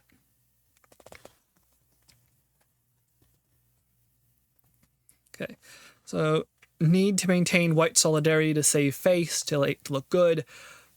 Okay, so this is to a great extent just human beings. Is what I would argue, right? If you're part of a group, you try to stay part of that group. You know, if you identify, and this comes where a problem, right? If you identify yourself as white, if you are maintaining white solidarity, are you tacitly identifying yourself as white? Are you saying, I know that the world sees me as white, right? And yet, you know, there's this part of whiteness, as she says, which denies that race is real. So if you maintain white solidarity because it's white, then you're going to have problems. You're going to have paradoxes going on there. So what I think what ends up happening is if you maintain white solidarity, you're not maintaining white solidarity as in racial whiteness. You're maintaining white solidarity as in cultural whiteness, right? As in normal American culture, which she identifies as whiteness. As in, you know, going back to like Greek philosophy and individuality and originality and whatnot, and Enlightenment values shortly. And there is a movement against Enlightenment values, which I find very troublesome. But perhaps that is one way to get through, is to point out, hey, why are you on the side of this power structure? Don't say, why are you on the side of the white racists? That's not going to get anywhere. That's just an attack, right? You say, well, why do you think that this power structure is good, right? You don't chip away at their beliefs. You chip away at the foundation of their beliefs. You know, if they express solidarity with a viewpoint or a system, well, then you question the validity of that viewpoint. You question the validity of the system. You don't question their allegiance to it or their solidarity with it. You don't say you are of this. You don't try to drag them down by saying you are not actually of that type. You are not actually white. You are not actually black. You say, well, why do you hate the police? Why do you like the police? You know, are the police good? Are the police bad? You know, you undermine. And this, when undermining is not by itself bad, because what it can do, it can chip away weaknesses, right? It can show that it can take this ugly concrete block, and as you chip away with it, you reveal the marble statue underneath, which is the actual strength that holds it upright. You know, the willingness to question or the willingness to be questioned is also an Enlightenment value, one which is sorely missed at times. So guilt that paralyzes or allows inaction. Yeah, I think that definitely happens. That she writes this, guilt that paralyzes or allows inaction. Yes. That sometimes you're like, okay, if I acknowledge racism, then I have to acknowledge that I'm white, and white means I'm guilty, and white means I'm bad, so I better not acknowledge racism because I'd be saying I'm bad. Okay. And that is a problem with anti-racism. That is a problem with a black and white view, with the racist, anti-racist dichotomy here. That is a problem with how white guilt is perceived. This will come up in part 3, but it really is, there is this constant suggestion of white guilt. And there is at the same time a constant denial that what anti-racist movement is doing is pushing for white guilt. And I find that hypocritical. I think this is almost entirely, on an emotional level, about white guilt. And so, in order to do this, we need to distinguish, in order to deal with this, I think we need to distinguish between individual racism and structural racism, right? You may not be an individual racist, but you may be part of a structurally racist system, okay? And there's a balance to be had here, because the suggestion is that if you are part of a racial system, of a racist, if you are part of a racist, I'm stumbling over my words here. The suggestion is that if you are part of a racist system, then you should tear that racist system down. You should be an anti-racist. You should be an anti-establishmentarian, right? You should return things to fairness by tearing apart your own white privilege. Because white privilege is bad. Privilege is bad. The fact that you have benefits means that those benefits come at the cost of something else. And frankly, that's just not quite true. It doesn't have to be, at least, right? Just because there is a benefit does not mean there is a cost to someone else. We can improve the world in such a way that everybody benefits. This is not a zero-sum game. And this is an idea which I think we will argue about until the rest of time, whether life is a zero-sum game or a positive-sum game. Whether we can all win, or whether some must win and some must lose.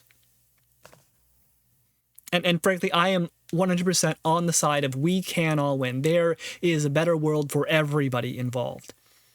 You do not have to tear down privilege in order to raise up others to that same privilege. But again, this is my own thought processes. And in that action, some privileges will be torn down, I think. I think there are some privileges, because there's always an exception to the rule, which come at the cost of someone else. And, I would point, for example, I would point out like wealth disparity can happen with this.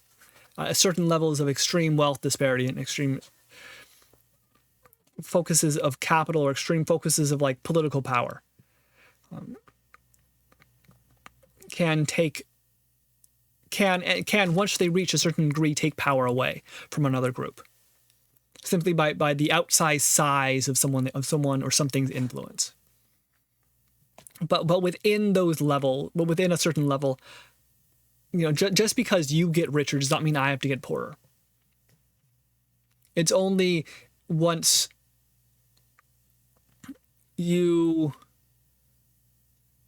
gain a certain amount of systemic wealth, in the system, that your growth outpaces mine to such an extent that you begin to cannibalize the very system that set you up high. But that's about capital and wealth and whatnot. Okay. Right, so as far as white guilt here, yeah, it can. So how do you deal with that? You change what white guilt means. Instead of standing up and being like, well, you're white and therefore you're guilty, and you support a system just by virtue of being white, you benefit from the system, and that is unjust and evil. Therefore, you have sinned. And the only way to absolve yourself of your sin is to completely and utterly repudiate all whiteness and to claim that you're anti-racist to the max, and you are entirely, this is you must perform acts of service to the community to redeem yourself. And you know, that is a sort of white guilt, which is pushed, I think, by maybe not necessarily academic, maybe not necessarily by some academic anti-racist movements, but I think for the general popular anti-racist movement, as I understand it, it very much pushes that. And that will paralyze people because you're asking too much. You're asking them to change their entire viewpoint of who they are. You're asking them to admit to original sin. Thou must, you know, whip yourself in recompense for the sins thou have committed, sort of bit. And it's like, look, that's too much. You know, instead of white guilt needs to disappear. We need to get rid of white guilt as a concept and a movement. You know, you aren't evil, you are simply mistaken. You know, or you aren't evil, but there are ways to be better. And you don't have to be all better at one time. You know, this isn't black and white. This isn't you are either a saint or a sinner. This is shades of gray. This is life. And what that requires is also a critique of the anti-racist movement. It requires a openness on all sides to understand that nobody is perfect. No movement or group is entirely succeeded in reaching its ideal in the history of humanity, as far as I know. And so tough and difficult discussions need to be made or need to have taken place so that these guilt concepts do not overwhelm us or paralyze us. Okay. Then defensiveness about any suggestion that we are connected to racism. I think this can happen, and you have to point that out with facts and figures. You have to draw it out of people to show them that there is a structurally racist system, and this is how it works. You can't just say it happens. You can't just say, obviously black people are discriminated against. You have to show step by step how this system comes into being. Right? You have to teach people how to fish. Don't give them a fish. And finally here, a focus on intentions over impact. And yeah, I think that definitely happens. That we think, well, I intend not to be racist, therefore I can't be racist. And the reason that is seen as valid is because we are individuals, and you are supposed to judge me as an individual. Well, yeah, but as an individual myself, I am also supposed to judge myself and judge whether my actions work or not. Because this is something we can ask about the anti-racist movement that she shows herself in here. Like, it's not the intentions, it's the results. Intentions, the presumption of Western philosophy, I think, here is that intentions show in actions. That the good person, by trying to act good, will do good things. And this doesn't always happen. Sometimes the good person, by intending good things, actually does very bad things. This is hard to understand. So I think, but at the same time, just because someone does something for bad reasons and it turns out good, is it still good? Like what do we focus on? This is a much broader philosophical discussion. Does a good person doing bad? What if a bad person does good? Are they good? Like if I'm selfish and evil and I end up hurting somebody, but because I hurt them, they end up in the hospital and find their true love. Lying next to them on the bed, just across the hall or something, or just across the room. Or I beat somebody up and they go to the hospital and the hospital finds cancer, and all of a sudden, oh, thank goodness thank goodness you punched me and knocked my tooth out, else I would have died because of cancer or something. I'm giving extreme examples because that doesn't happen to me very often. But these foundations of white frailty, I think this is a much broader subject than she's really entered onto it here, right?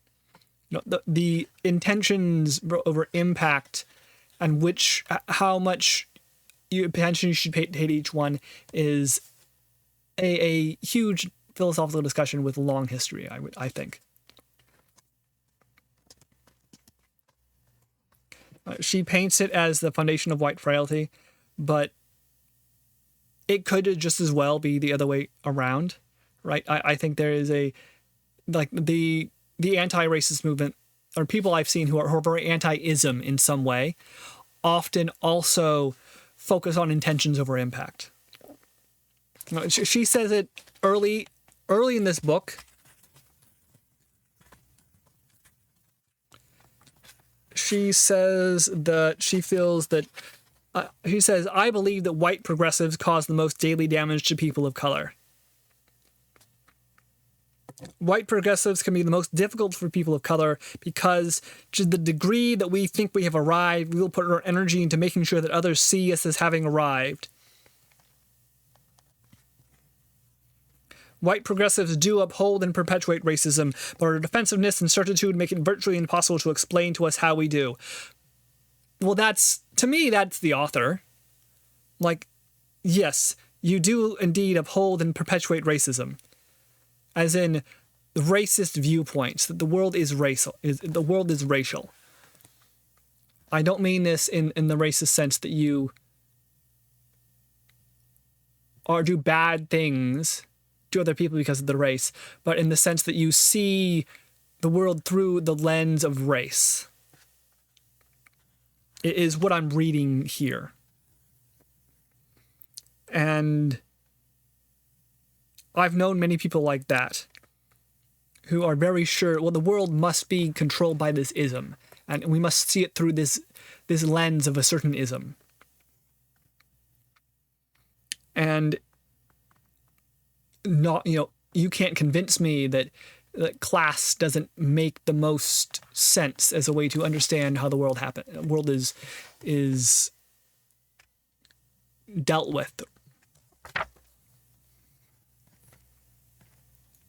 So this is a focus on intentions over impact. So what focusing on impact over intentions can do is it's science, right? It's saying let's qualify and quantify how our actions affect others. But that can also cause problems eventually, because if we only focus on impact and never on intentions, we hit a limit. We are unable to pass over this quantifier into a qualifier of whether it's good or bad, whether we are getting better. We are only able to work with what we have. How do we leap beyond the system with intentions?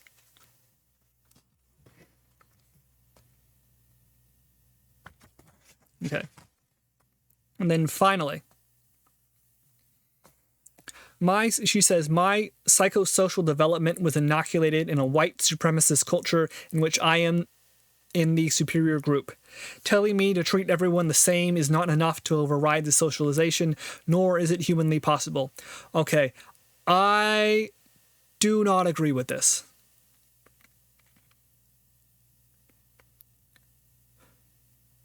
Right?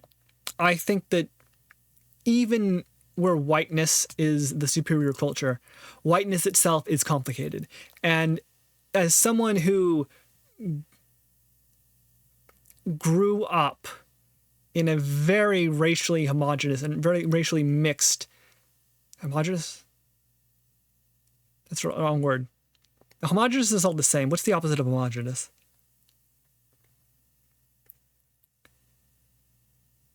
Racially unhomogeneous area. racially and culturally and linguistically mixed area, the sense that I'm the superior group is complex. Because I have definitely been in situations where my skin color and culture did not feel like a benefit. I've definitely been in situations where I felt very uncomfortable because people are acting towards me as if I'm something that I'm not.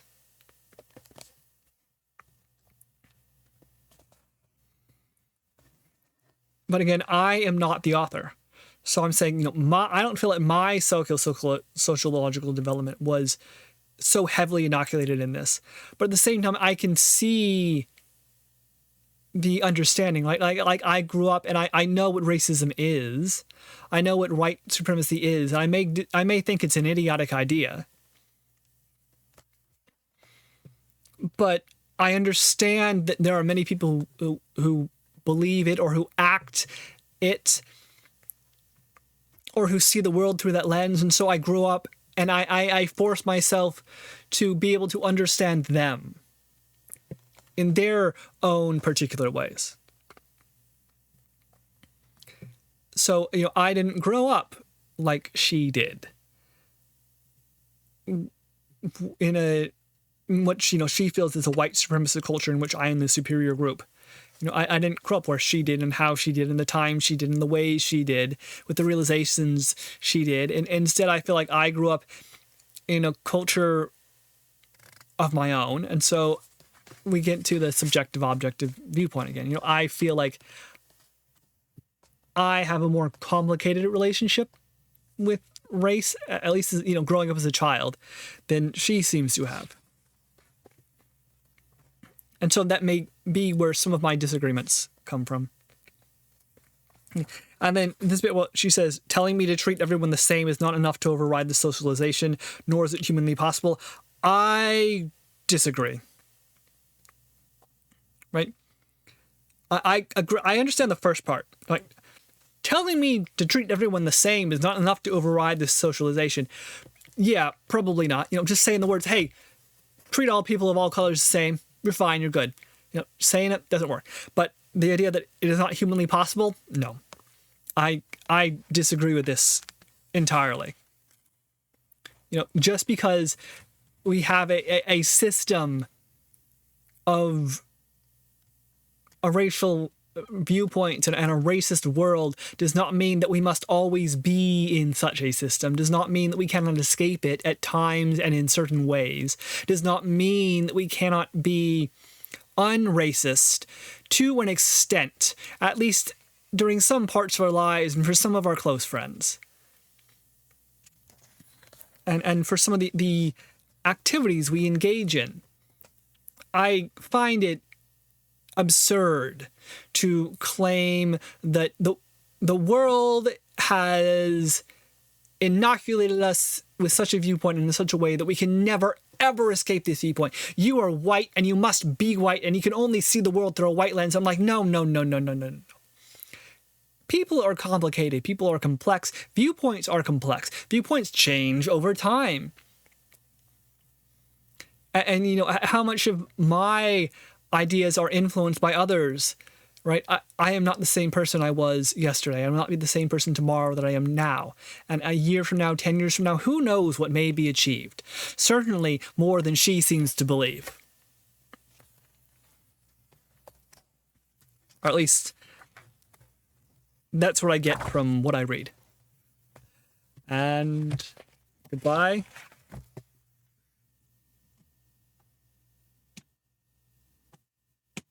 It is now 3:30 in the morning.